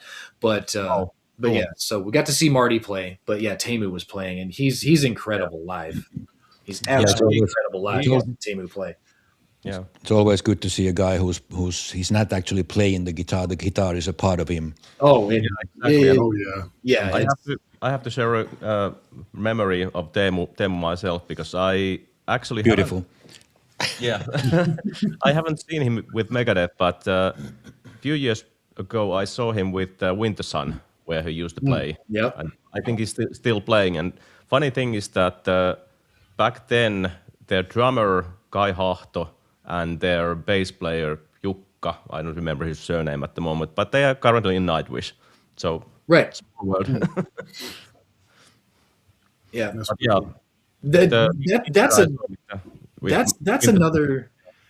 another band that's from over there that in your guys' neck of the woods that's always been underrated as far as I'm concerned is Nightwish. I mean, it's just the funny thing is when you're talking about Nightwish with vocalists is what guitar players have been to Megadeth. With lead guitar players for Megadeth. I mean, the talent that Nightwish has had that Thomas has been able to get as far as lead singers with Floor and Tarja and Annette. I mean, just the talent that Thomas was able to get as far as vocalist for that band, Dave was able to get as far as guitarist for Megadeth. Yeah, that's But true. Unfortunately, Nightwish, at least in my opinion, because I've listened to Nightwish for a long time. I think when I discovered Nightwish, I know that Tarja was still the vocalist. I think I discovered Nightwish when Once came out. I think that's when it was, when the Once album came out. So I've kind of been listening to Nightwish since then, but I didn't really listen to a lot of the Annette era. I've heard some, but my indoctrination to Nightwish was when Tarja was there. But now that Flora's in the band, and I know they're on hiatus right now, but so now that Flora's in the band, of course, it sucked when Marco left. I thought that kind of sucked. Yeah, I agree. Because like Marco Hietala, he's one of my biggest influences as a vocalist. Yeah, and so I'm still a huge Nightwish fan, but Yeah. I used to be a even bigger fan when Marco was there. You're not that huge, though. Yeah. There's a working on it. Yeah, there's a small connection between myself and Tuomas, because Tuomas's and my, I think, grandfathers were friends back in the there was a Finnish civil war in 1918, and they were friends back then. So that's the connection. Wow. Interesting. Again, we don't. You never find out this kind of stuff until you're able to actually sit down and talk with them. It's just the little minutia that you're able to get is awesome. Love it. They lived in a small town called Kitee, and they were neighbors and good friends. And when the Civil War started, they had two sides. Obviously, one was called the Whites, and one was called the Reds. The Reds were with basically the Soviets, and the Whites were the Finns. And they had a talk about how to keep Kitee, how to keep the town out of the war. And because obviously people were choosing sides, and so was everybody else, and so they came up with a plan that they collected all the weapons from the people of Kitee, and they stored them in one place, and they had guards from both sides, from the Whites and the Reds, guarding the place, keeping everybody out, and then they managed to keep Kitee out of the war. That was their friendship. Wow, that is a cool story. We're getting all kind of history lessons. I'm telling you, I love this shit. I love it. I love it. It's so good. Yeah. Through well, it's crazy. Like when you dig into stuff like that, because like I have a family tree that one of my uncles from both sides of my family did, and I have both copies of my mom's side and my dad's side. And on my mom's side, I was reading through it, and it actually had Rob Roy in our history. Really? I'm just like, wow, the guy from the movie. Yeah, from like the Patriot or whatever. Yeah. Oh shit. He was actually in the Revolutionary War. The amazing thing is we found out that when it breaks down a lot of times with your wives and children and everything. It never did that with him. It said +1. So we were just like, wow, why would it just say that, and not have a name or whatever? So come to find out, when we dug into it, his +1 was actually black. So at that point in time, you did not do that because it would have been, especially being in the military, it would have been frowned upon. So he just never kind of made it public that she was of a different race. So it was pretty wild to dig all that up. I'm just like, wow, this is crazy. But yeah, it's just amazing what you get into when you start looking at stuff like that. And of course, I can imagine it's probably a lot harder here because, like I said, we've talked to bands before, and I think one of the bands we talked to from over there was talking about touring or whatever, and he's like, yeah, but touring in the States is a lot harder because you got to think, like some of the countries over there, Texas is bigger than most of the countries. so right, it's kind of like, it's a lot harder to tour over here. And I said, well, I never thought about it that way, but I can definitely see that now that, you either have to go like one coast or the other, from going from one side to the other, you could spend probably 3 months just touring the back from of one a side van. to the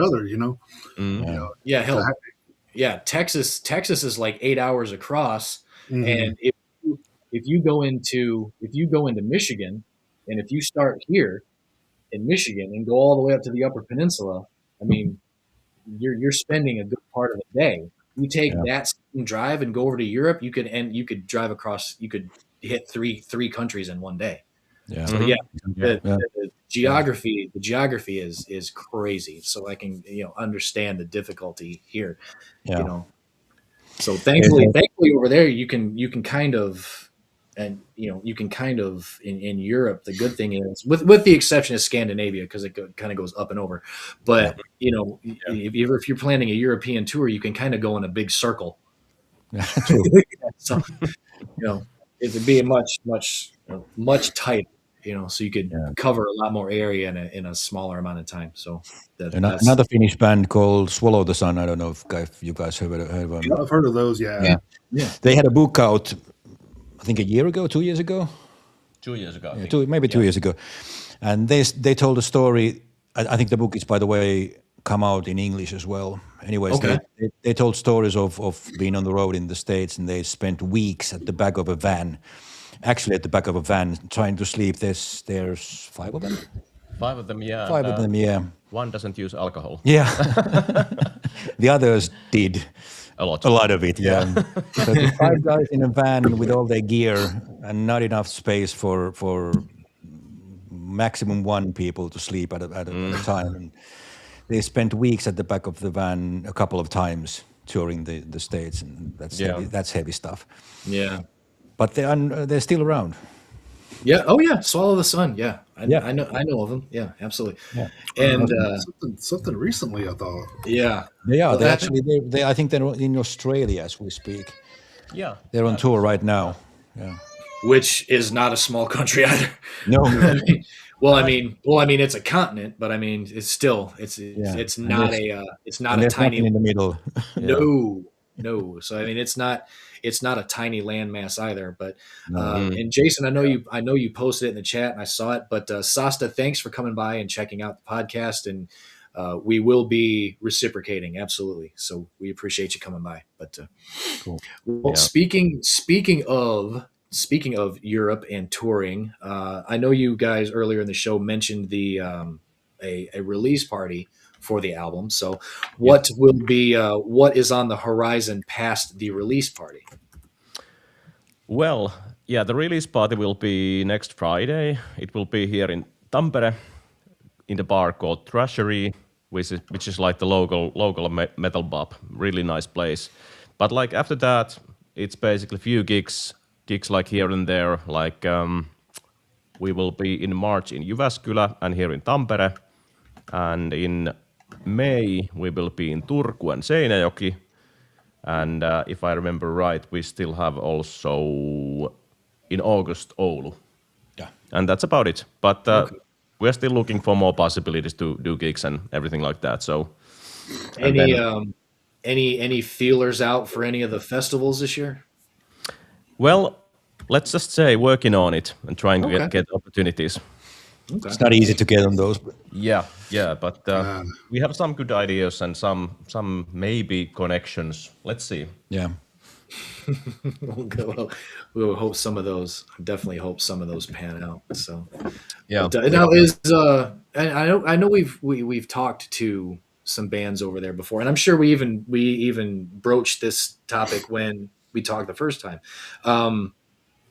A lot of the because when we talked to Arched Fire, we talked to who else did we talk to from over there? We talked to Arched Fire. What was the other Finnish band? Duft. We talked to them. A lot of the talking about how a lot of the shows are pretty much confined to the weekends. Has any of that changed at all, or is that still kind of just pretty much everything is like weekends? Nothing really gets done during the week. Is that still the way it goes? Okay. Well, if you talk about bands in our scale, it's usually weekends because you would have to be like a pretty big band to draw people during the week. Okay. So yeah. Okay, so still kind of the same deal. Okay. Yeah. Bigger bands coming here on their tours might obviously come on a Tuesday or whatever, but mostly it's weekends. Yeah. Okay. For instance, I'm going to see Primal Fear. The gig was, I believe, in Wednesday. It will be 2 months away now. Man, the Primal Fear is one of my bucket list bands at this point. I love Primal Fear, man. Yeah. See, I have to say that at this point that the singer Ralph, he's my vocal teacher. Oh, nice. Is he? Oh, yeah.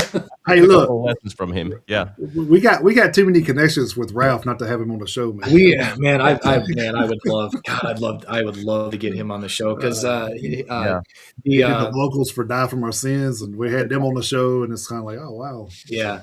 He's the singer for "Die For My Sins." Yeah, we talked to Fabio, so yeah, I'd love to get him on the show. Yeah, we tried to get him on mine, but it didn't happen yet. Well, that's the thing though. Yet, so that's the thing. Yeah, but you probably have a better chance than we do. So, one of these days. Yeah. Yep, there you go. It's been a while since we had like singing lessons, but we have had those a couple of times, and he's really nice guy. He knows really what he's doing, and I've really got pretty good advices on singing from him. Let's say it this way. he seems like a real like down to earth kind of guy. So yeah, he does. Yeah, he is. He's really. I mean, like I visited once his studio in Germany. I was really nervous when I went there. Holy shit, I'm going to Ralph Sheeper's place. Right, yeah. I mean, I would do the same thing. He was like, hey, relax, dude. I can't because I'm your biggest fan. Yeah. But isn't 95% of people in metal pretty awesome dudes? Yeah. I'm sure, yeah. I think the thing with "Die For My Sins," I think Fabio was telling us was like he reached out to Ralph to just do a couple of songs. And then Ralph sent him the whole album back. He was like, okay. Like, that sounds yeah. He said, I think he said Ralph said something about, I kept liking what I was hearing, so I just kept rolling. So it was like before you know it, he done did the whole album. Like, it's pretty crazy. What gets me about Ralph is, you know, I follow Primal Fear on social media and stuff like that. So when I see their Instagrams and he's like doing like a promo or something, his normal, you know, speaking voice is not too far off from like mine. I don't have the deepest voice, but I mean, you know, so he kind of sort of sounds like me when he talks, but then you put on anything, you know, like you put on Primal Fear, put on Die For My Sins, anything that he sings on, you know, even back to like Gamma Ray, and you know, so I mean, you listen to him sing, you're like, how the hell does he do that? I was like, how does he? Because like I can't, because if I did, I would, but I can't. So I don't. But it's like, how in the hell? But it's just it's an impeccable talent that he has. But it's just I agree. It's crazy. Having had the first-hand experience. Yeah, exactly. Yeah.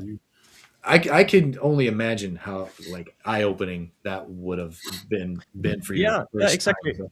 I mean, when I was in the studio with him, like face to face, he was like showing me some examples how he's singing, and when he did something like "whoa," I was, holy fuck, I can sing, and it's like the sound that he produces with like minimal effort. That was awesome.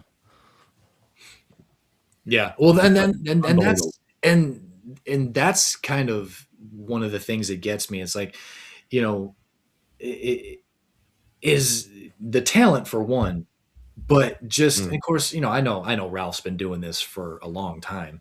Yeah, and that's another thing. He's been doing it for a long time, and it's weird because, like Howard Jones and from Killswitch Engage and all that stuff. People like Howard Jones and talking about Ralph and the older they get, it's like, how does your voice get stronger? Right. It's bonkers to me. Cause I mean, you know, cause you got guys like Michael Sweet from Stryper and to a lesser extent, you know, Dave Mustaine and Megadeth, you know, I mean, you know, Michael Sweet talked about in a not too old interview talking about, you know, of course his voice isn't the way it was, you know, in the 80s when Stryper was huge, you know. So I mean, you know, you get older and you got to down tune a little bit, and you know, singers like Ralph and Howard Jones, like, you don't have to do that because it's like they just keep getting stronger, and it's like it's incredible the power that they have in their voice and how they just don't seem to be losing any of it at all. Like I say, if nothing else, it seems like they're able to find another level. It's like it's amazing that they can do that. But and if Ralph is able to impart any of that on you, then all the better. Because I mean, your voice is kind of, your voice is, we both have relatively deep voices, but I mean, if I was to try to pull off anything that you pulled off on this album, I'd blow out a vocal cord. I tell you, I'm gonna go back a little further, back to I guess what they kind of call this the hair metal or glam metal era was. And I'm going to kill his name, but it's the lead singer for Steelheart, Molinko or whatever. I just seen a video of him like recently, and he was singing the "I'll Never Let You Go" song. Yeah, I'm just like, we're going to see if he can get. And that dude nailed that shit, dude. I'm just like, no fucking way did he do that. And it was live too, so I mean, it was no, wasn't no editing or anything. I'm just like, dude, he really hit that shit. I'm just like, well, that's crazy. Because I mean, I'm sure he's probably close to 62 at this point. So you figure he's got to be at this point. Yeah, for somebody of that age to still hit that note, man, that's just unreal to me. Like, and one of the things too we talked about before is Udo. Udo Dirkschneider. He's talking about how he don't even warm up. Yeah. He just goes out and just like what? Like you just go out. That's incredible to me. Yeah, but thinking about Udo, but then again, like.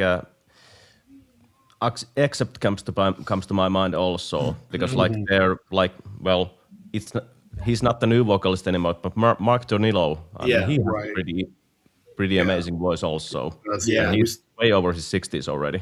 Yeah, well, Mark is 70. Yeah, Mark just hit 70. Yeah. Holy shit. Yeah, Mark just hit 70. We actually got this. Yeah, we actually got to see Accept. We got to see Accept in, I think it was September of 24, and they were actually in Nashville with KK's Priest, and Tim Owens is actually. Oh man! Yeah, Tim Owens is actually singing for KK's Priest, and you talk about a guy who can still fucking hit it. I mean, Ripper is awesome. Ripper is insane, and I've been wanting to see Ripper for a long time.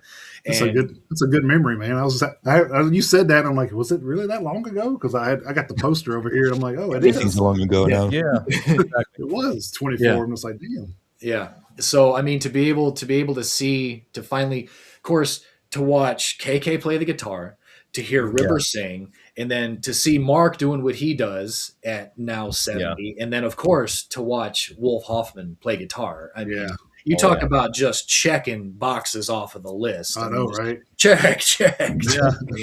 I mean, it's like that. So, but it was incredible. Bucket list. I mean, KK's Priest would be awesome to see at some point.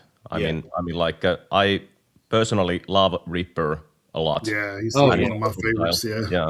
Yeah, but please don't call it Priest. Come on. I understand why KK did it. I do. I understand. Yeah. I get it. It is kind of weird. Especially when, of course, Ripper was in Judas Priest for 2 albums, and thankfully, at this point, because for the longest time you couldn't find any of the Ripper era Judas Priest on streaming. Now you can. They still don't have Jugulator, but but I think Dominator is actually on streaming now. But so I don't know what the hell the whole holdup is with that. I don't understand it, but so it was good to finally see KK's Priest, and it was good to see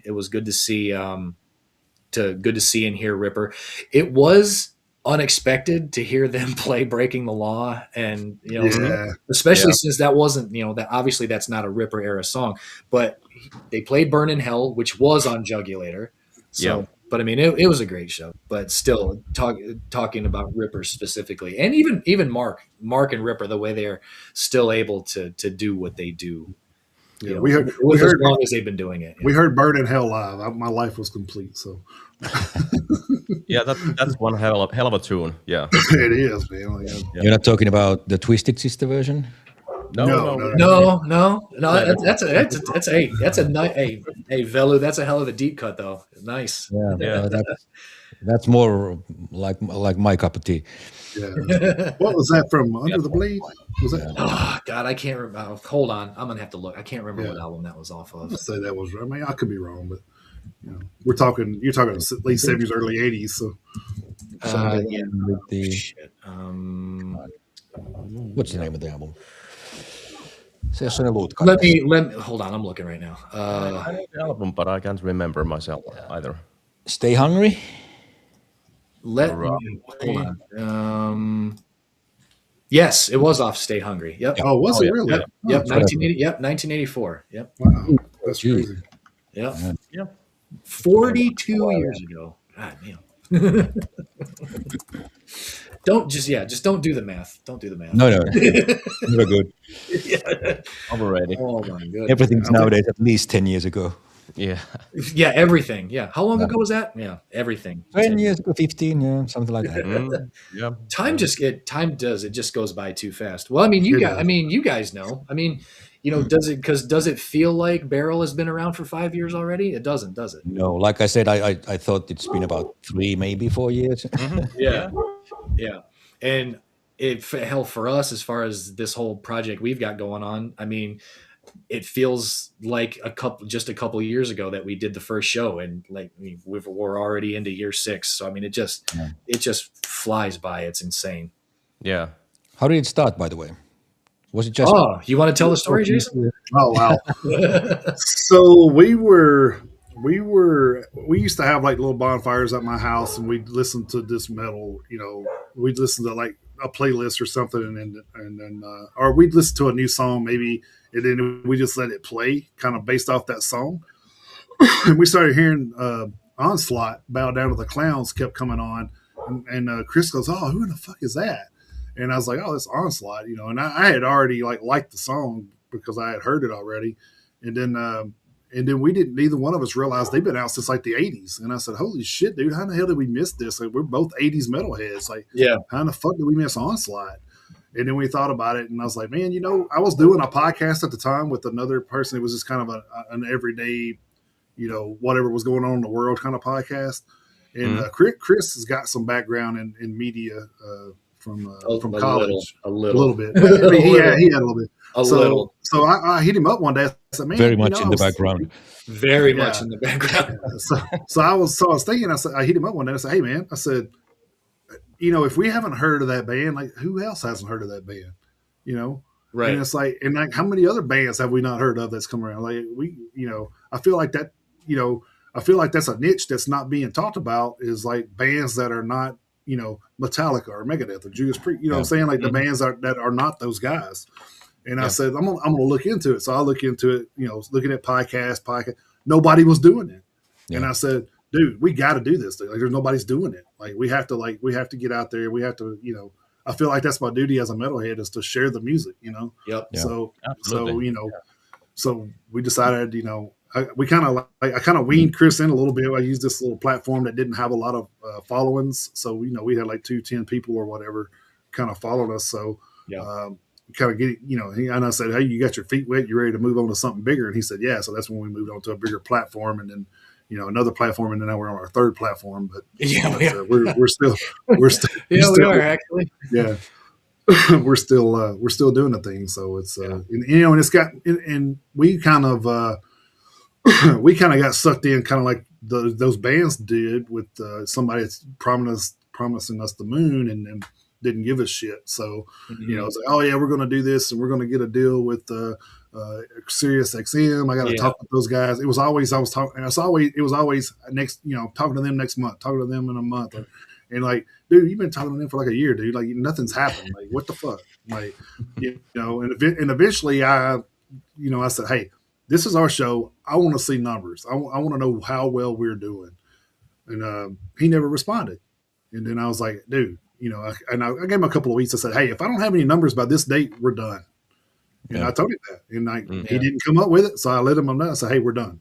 I went and created all this other stuff on my own, and Chris does part of it. I do part of it, so it's not all on one person. And he handles some of the socials, and I handle some of the socials, and then both of us are on some of the socials. So it's kind of like So it's kind of like, kind of being a DIY thing at this point, because I make our own I make the t-shirts for the show and all that kind of stuff. So it's I got $1,500 worth of t-shirt stuff here that I make our own stuff. So so it's kind of become a part-time job that I don't get paid for, I guess. But it's absolutely become absolutely, I should say, become a passion project for us. It was something that we talked about it a little bit after we quote unquote discovered Onslaught. I mean, like I say, but at the time it was 20 years later. It was like the fall of 2020 when Generation not long after Generation Antichrist came out, and we were just hanging out and we were listening to music, and like he said, it was like, holy shit, that's badass. Who is that? Mm-hmm. And come to find out that it was a band that had been around since for at the time 35 years. And it's like, all right, as Metalheads, if there is music that we haven't heard of that's decades old, who else is missing out? So fast forward to today, and that's the niche that we decided to go with. Because I mean, over here, because we don't have, of course, nobody has MTV anymore. They decided to mothball the whole thing, and metal and Headbangers Ball died out 30 some odd years ago. So it's like, all right, you know what? We may not. Just the Headbangers Ball, by the way. Yeah, right. But we're not Ricky Rackman, and we're not Jamie Josta. And as an aside, getting to meet Ricky Rackman was fucking surreal.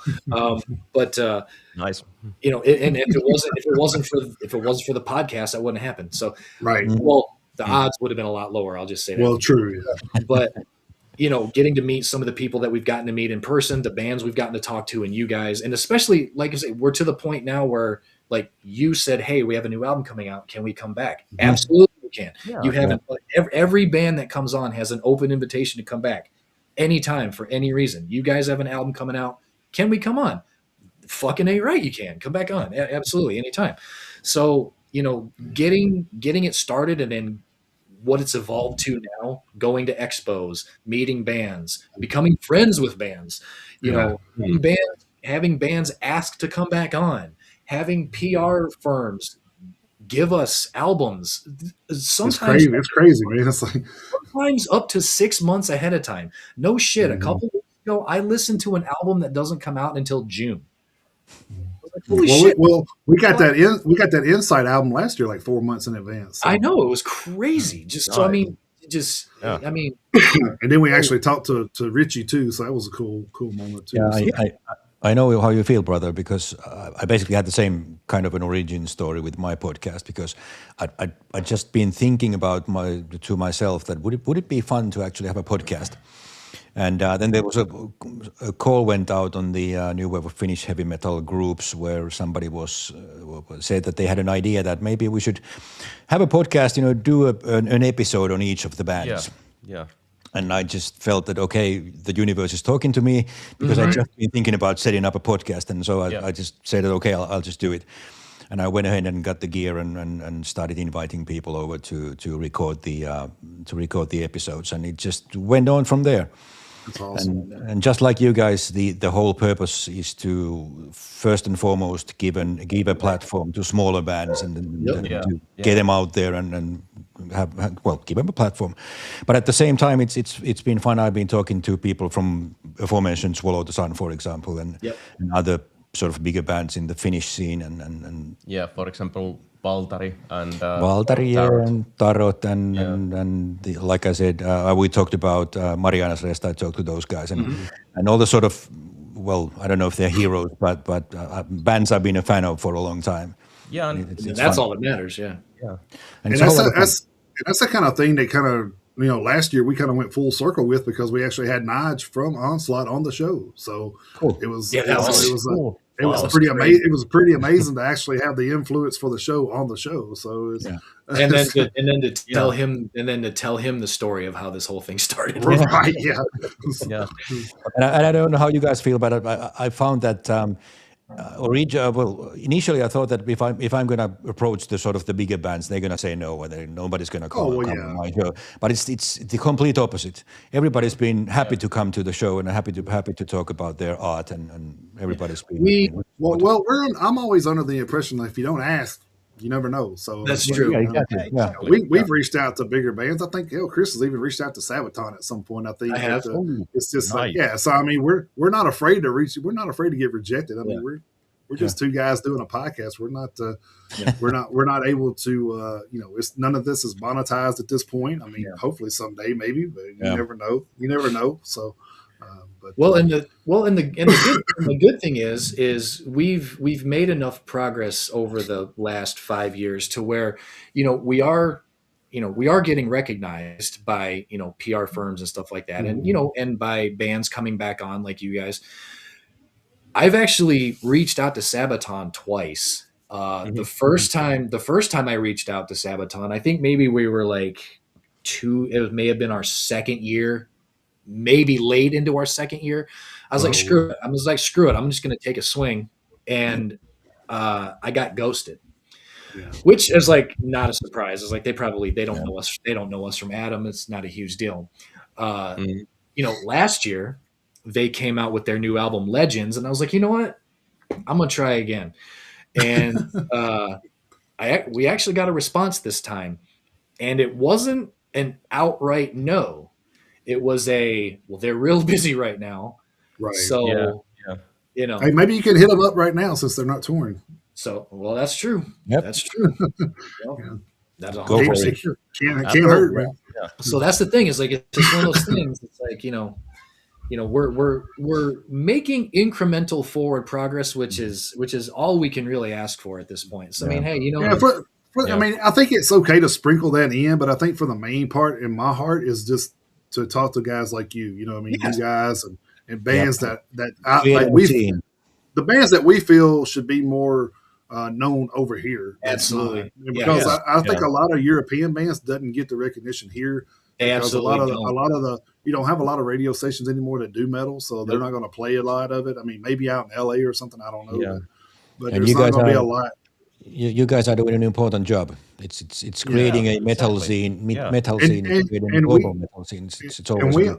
And we honestly had the opportunity to join up with a friend of mine that's over in England, and he's got a radio station there, and he asked us to join. And so I have an actual radio station that I put stuff on too. So we're trying to like push stuff out in any outlet we can do. So so we got a 24-hour streaming radio station, and we got the groups and PR, all the Facebooks and X and Instagrams and as much of that as we can do. So it's kind of we're only two guys, so we can't. We try to stay on top as much as we can, but it's definitely a job sometimes. But you guys, we're preaching to the choir, I'm sure. Right? Yeah. So, But I definitely understand what you're saying, because like the example you gave that you tried to reach to Sabaton, for example, like a couple of times, and they haven't responded. I mean, like I think it's somehow like Finnish state of mind that you think that if I'm gonna try something, it's gonna fail anyway. This kind of like attitude, but like we have tried to do some things, for example, with Barrel. That for example, when Bruce Dickinson came to perform in Helsinki, I was thinking that, or we were thinking that, hey, maybe we could try to get a support slot from them. Sure. Yeah. But and we did actually send email to the promoter. We never got response, but anyway, at least we tried. At least we tried. Yeah, you did. You tried. Right, exactly. Yeah. You tried, There are like opportunities like this. Yeah. We always think that, hey, there's this kind of thing. We might fit there. Let's try anyway. Right. Yeah. And aforementioned Marianas Rest had Aaron Stainthorpe featuring on their previous record, and I had him on the podcast, and we talked about the same phenomena that Val just mentioned, where they were thinking that it would be so cool to get Aaron Stainthorpe on our record to doing a speaking part on a certain song. And obviously, the first thought in your mind is that he's going to say no. He's not going to come anyway. Yeah. So just why should I even ask? But they did, and he came and did the part, and things just happen when you just ask. Yeah. Yeah. Maybe we'll hear a barrel song with Ralph Sheepers on vocals at some point. Yeah. As Ralph is probably listening, just reach out to us. That's right. Yeah. We'll make it happen. Hey, Wayne Gretzky says you miss 100% of the shots you don't take. So that's right. Exactly. Yeah, exactly. And I think Woody Allen said something like 85% of success is just showing up. Mm-hmm. Yeah. Yeah, because the rest of the people don't show up. That's right. Yeah. And you do. That's right. So I think the lesson here, if you're thinking about something to ask, but you have doubts about it, just go ahead and ask. Yeah, just do it. Well, it's one of the things I always bring up when we talk about this was when I was in acting school, the teacher asked us, said, one thing you got to learn in the acting business is you got to learn how to take no for an answer because you're going to hear a lot more of those. Yeah, exactly. And he asked me, he said, you're one of the older guys in here because I was like 30, 35 or 36 at the time, probably maybe a little bit older than that. But he was just like, hey, are you okay with that? And I'm just like, did you say no? I said, dude, I can you take rejection? I said, we had 175 girls in our graduating class, and I went to prom by myself. I think I'm good. Oh my! Oh dear. Yeah, he got a kick out of that. He said that's pretty funny. It was. Yeah. But yeah, it's like that. I mean, I always feel like this. If you can't do it, just say, hey, I don't see it. I'd almost rather a band reach out and say, hey, man, I don't see an opportunity for us to really do anything than to just like not say nothing at all. You know what I mean? We're adults, and if you don't want to, I mean, it's like cool, man. If you can't do it, fine. Yeah, whatever. Yeah, it's fine. I understand we have way more time than you probably do. That's fine, but so, especially if you're talking to somebody that's like Sabaton or somebody, and normally that's kind of the way I look at it too. Is if I'm talking to somebody like like you guys or, Never Fade or whoever, it's kind of like, well, these guys are trying to get to that point to where they can say, hey, I don't have time. Sorry. It's like at some point, I hope all of you guys get there. Because it's definitely like nobody has ever been on this show that I didn't believe deserved to be more known than they are. Mm-hmm. That's my wholehearted opinion about everybody that's been on the show. Yeah, like I said, we've been doing interviews for 4 years now, so it's become a long list of people at this point. And actually, I just had another band that's been on the show before reach out. Hey, we got an album coming out in the spring. Can we come on? I'm like, absolutely, dude. Like, yes, you can. Yeah, and it's like, and that's what I was telling Chris earlier. He said, damn, he said, I got like 3 bands asked us to come on, and I'm still waiting for answers on the people I've asked. So it's kind of funny how it's working out. Yeah. But, Have any of the bands you've been talking to in the past made it big? Are there any big names? So I will say this, like one of the bands Hexed that we talked to from over in Germany. When we talked to them, like we had everything lined up. We had everything lined up for them to come on the show. And then I started noticing some of the stuff they were doing. I'm like, holy shit, man, they're going to cancel on us because I can't compete with this fucking shit. Like the shit they're doing, I can't compete with that. Yeah. And no, they still came on the show, man. They still, Gunnar and Tina both still come on the show. And I was just like, man, this is cool. Yeah. They've been on festivals, and I think they've won some awards. Yeah. I guess it would all depend on your definition of making it. Well, yeah. I guess the goal would be.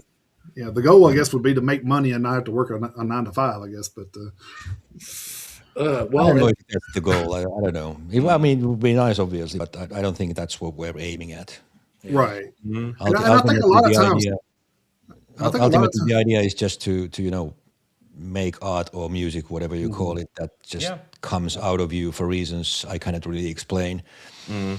And if it happens if somebody happens to like it, and if it happens to pay the bills, then fine. But I don't think that's the goal for anybody. And you know what? That's exactly why we do the show, because of what you just said. Because most people we talk to say that exact same thing. They say, "Hey, I ain't got to be famous and rich. I'm doing this because I love to do it. And I'm making money. All right, and I don't have to be rich doing it. I'm just making money. I would do it anyways."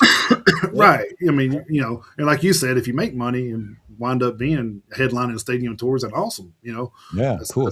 That's just all the more better. But there's a couple of bands that we have talked to that I think probably would, if they are able to put out full length albums in the next couple of years, I think they'll be on the cusp of breaking through, just because they're already kind of there. They just haven't gotten enough material underneath them to carry them into headlining status, I guess I should say. So So I said, once they get to that point, I think, there's a couple of bands we talked to that we're probably going to look back and go, damn, they've been on the show. It's like, you made them big. Well, no, I'm not going to. I actually made that joke a few times, but about some bands that they post something, I said, I just think they didn't have that. They didn't have that opportunity until they were on the show. But I joke because their hard work got them that opportunity. We didn't have nothing to do with that. But of course, you had something. Yeah, we were just thankful. We were just thankful to be able to talk to them and then share their work story. Share their work with our fans. So it's kind of that's the main thing is your fans become our fans become your fans. That's kind of what we're looking for here. So it's kind of a symbiotic relationship. Yeah, and if we gain 1, 10, 100, who cares? It's an extra one. So every little bit helps. Oh yeah, that's the way I look at it. Oh yeah. I was going to ask you guys too before we take. I know we're going to probably close up here in just a minute, but I see you wearing the barrel shirt. So how hard is that to do? Get to America right now? I know a lot of people have talked about how the customs stuff's kind of kept them from doing stuff, and sending to America. So probably the easiest way would be just to send it as a ordinary parcel or whatever. Yeah, because we don't have a web shop or anything. But if you want one, you got one. Or two in okay. Absolutely. Awesome. Oh yeah, man, I'd love it. I'm sure we'll set that up, obviously. Yeah. Hell yeah. Absolutely. Awesome. Yeah. Awesome. Sweet. So what's the name of your podcast? This is going to be a mouthful for you guys because it's in Finnish and it's a pretty interesting word in Finnish. Are you ready? Yeah. Marginaalimerkintöjä. Okay, I no, do it. Well, hopefully I'm American. Hopefully I'm American to you too. I don't know. If you translate it into English, it's markings in the margins. Oh, okay. Oh, okay. If you read a book and you make small markings in the margins, of the book, then exactly. Those are marginaalimerkintöjä. Yeah, I got you. Okay. And it's all in Finnish except one episode, which was with the aforementioned record label. Okay. Everything's in Finnish so far. Okay, that's still the word we'll still follow because it's a cool thing, absolutely, that you're doing. So and I think I follow your guys' podcast in Instagram. Okay, yeah. At least I'd like. So if you post something, just tag us, and we'll be glad to pass that along. Absolutely, 100%. Oh, obviously. 100%. I'll probably post this episode. So by all means, absolutely. I mean, I'll eventually cut it up, and I'm having problems with one of my editing apps right now, so I'm trying to look into seeing if I can troubleshoot it or if I'm going to have to get something different. But once I do all the editing, I usually throw it on Spotify. So right. So just to make it as small as possible, because people they tend to lose concentration at some point. Days after a little while. So speaking of the T-shirt, the picture has been drawn by a comic artist, a Finnish comic artist called Vuorlock or Juha Vuorinen. Right. I don't know if you guys have seen any of the posts we've made about the album. Yes, I actually wanted to ask you about that. Yeah, he's drawn comic strips for each of the singles. Yes. And he's also drawn a comic strip for the coming album and one of the or the focus track of the album. So War, the song is going to have its own comic strip as well. And he's drawn the picture for the album cover, which is the shirt as well. Yeah. Nice. Yeah. And on top of that, he has also done kind of like the promo picture of the band. Yeah, the band picture. Oh, I saw that. Yeah. I saw that. Yeah, the animated one. Yeah, you guys posted the animated one, and then not too long ago, hey, here's one in color. Like I saw that. Yeah. Okay, that's him. All right. Yeah. That's Juha Vuorinen. Yeah. Yeah. Nice. Juha, if you're listening to this, cheers, mate. Cheers again. We actually met Juha in a pretty funny way because we were going on a gig to Seinäjoki, and he contacted us after a couple of we had some contact with him in social media, but nothing major. And he contacted us and said that do you guys have a place to stay in Seinäjoki? And we said no, not really. And he just offered, you guys want to come over to my place? We had no idea who the guy was. And we just, okay, sure. And he came to see the show, and we went to his place and had a sauna and an after party. And sometime during the night, we made a contract with him for the album cover. And that's awesome. Some kind of collaboration. Yeah. Something like that. And in the morning we tried to remember what the price that we agreed, but nobody actually remembered. We're just getting all kind of stories today, man. We really are. So. But it started from there. Yep. I do like the color version of this a lot better. I had been sharing the black and white one on our post, but yeah, I like that color one, man. That's pretty awesome. Yeah, we really love his stuff. He's also a tattoo artist in Seinäjoki as well. Oh, yes. I can see that. Well, that makes a lot of sense. I can see that. Yeah. Absolutely. Awesome. Yeah. And a cool guy as well. Yeah, he's really and, even better. I just might add that whenever I decide to get some more ink to my arms, talk to him. Yeah. I'm a little overdue myself. So. Right. Yeah, but the only reason why I'm overdue is because I don't have tattoo money. Right. Yeah, that's true. Right. It's not for lack of desire. It's just lack of money. So that's all it is. I don't have tattoo money. So any sponsors listening, do something. Yeah, there you go. I mean, hell, if any sponsors are listening for anything. Yeah. So is there any other things you guys want to promote real quick before we take off? Or? I don't know. Well, I think just as a kind of reminder, the album is coming next Friday. Everybody, please go and listen to it. Yes.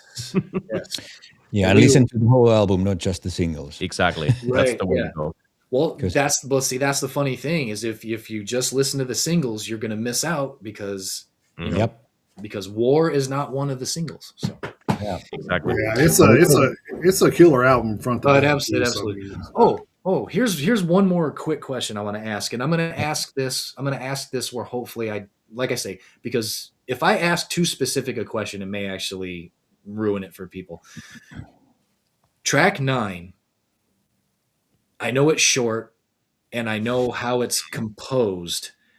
Mm-hmm. Is it composed like that on purpose? Yes. Okay. And I think you're probably understanding why I'm asking it the way I am because of the way the song is composed. Yes. I hope. Yes. Okay. All right. And it's actually composed and it's actually recorded on a graveyard. Okay. Oh wow. Okay. All right. So I had a feeling that it was, but now knowing the story behind War, now it okay. So yeah. So like I said, I wanted to ask it so I wouldn't give too much away because I know it's a short song, but it is. Mm-hmm. Okay. Yeah. It's exactly 1 minute, and it was recorded in a place. There's a graveyard pretty close to where I live. There's it's a special section of the graveyard where the heroes of the Finnish wars have been buried, and it was recorded on site over there. Nice. For obvious reasons. Yeah. Yeah. Nice. Which will become apparent to anybody listening to the whole album. Exactly. That's the thing is you have to listen to the whole album to know. You absolutely have to. Yes. Yeah. Yeah. So go ahead and listen to it, everybody who's listening. Yes. This podcast. Yeah, and I was about to say that we selected at least the first single, Scavenger, pretty much thinking that it's sort of a single song in a way because it's most thrashy of the songs, but for also the reason that it doesn't give away the whole album. Right. That's just good thinking right there. That's all. It's kind of completely different from the rest of the album. Yeah. True that. But not so much so that it sticks out like a sore thumb. No, sure. Sure. No, yeah. It still fits. It does. But it's still different from the cello solos. Oh, yes. That is 100%. That is 100% true. But yeah. Cool. Well, Valtteri, man, we appreciate you hanging out with us again, man. It's awesome. Anytime, guys. Yeah, it's been fun. We'll definitely remind people of the album release next week. So I'm sure we'll be talking about it again when we're on our regular programming next week. So. And actually, I know one place who I need to email and let them know the album is coming out. Oh yeah. There's a website over here in the United States, and it's a pretty they do a good job. But I mean, getting every release from around the world, I mean, because the website we deal with, it's one guy that runs it. I've talked to him before, and so he's doing this by himself. And there was one of our former guests who had an album coming out, and their album wasn't listed. So I emailed him and told him, and he added it. So I will do the same thing for yours. Thank you. Absolutely. It's my pleasure. And send us the link so we'll know what we're talking about. We will. We'll do. Cool. Awesome. Well, again, guys, thanks again. And hopefully you guys have a good rest of the evening and good luck on everything going forward with the new album. Hopefully you get to play some cool dates this year, and we get to share that on our thing too. So any concert announcements or tour dates or anything you guys get set up, let us know. We'll get them out there. Will happen. All right. Thank you. Absolutely. Thanks, guys. Been fun again. Once again, cheers. Cheers, man. Y'all have a good night. You guys. Yep. Have a good night, fellas. Have a good day. Yep. Take care. Lou and Valtteri from Barrel. Like I said, if you haven't followed these guys, man, they've got some pretty amazing music out there on Spotify. And yes, they do. I'm sure it's on other streaming apps too, but that's kind of the one we've kind of gotten stuck with, I guess. But I say, it's we even though we don't agree with a lot of the things they do, we're kind of got to go with the flow. So. Well, yeah. I mean, we can't afford or don't have enough time in the day to listen to every streaming service that's out there. So, I mean, so say what you will or feel how you want to feel about Spotify. I mean, we've made our feelings known about some of their business practices many times on the show, and it's just one of those things where if you're going to listen to music or in our case, I mean, we listen to music and we also have our own content on there. It is what it is. So, I mean, agree, disagree, don't like, whatever. I mean, it's just, it's kind of a necessary evil, really. It just sucks that their payouts are so paltry. Right. All right, guys. Hopefully you enjoyed that interview. We do have a couple more lined up. We're trying to work out some dates on two more. So we got one lined up and working out the dates on two more. So it's right. It's kind of picking up already. So it's kind of cool to get things going again with the interviews. I do enjoy those a little more than. I'm not saying I don't like doing regular shows, but I just feel like it's it's a little more interesting when you have the band themselves telling you. How things, and just like I said, we found out with the one song about the Ukrainian soldier. We wouldn't have never knew that if we had on the show and told us that. So it's pretty cool to hear inside stories on all that stuff. So it's good. It's good shit. And if you don't know, you can always check out our 24/7 radio station over at thefrontrow.net/radio, and the radio is with a capital R. Yep. You follow us on all of our social media platforms, our Facebook group and page, our X account, Instagram, Twitch, TikTok, our YouTube channel, and Rumble. And as we mentioned earlier in the show, we have Spotify for all of our playlists, our new metal and theme of the week playlists, and the band interviews are posted there as we get them edited. And you can email us at metalheadsuniteusa@gmail.com. Absolutely. So, all right, guys. As of now, we are looking at doing a regular show next week. So if any of that changes, you'll just have to follow us on our socials for those updates, since we won't be on here doing that. So be sure to follow us on whatever social platform that you most enjoy being on. So we're, like I said, you've seen the list we're on, so just pick one. Yeah. All right. I guess that will wrap this one up. And until next week, keep those horns held high, jump in that pit,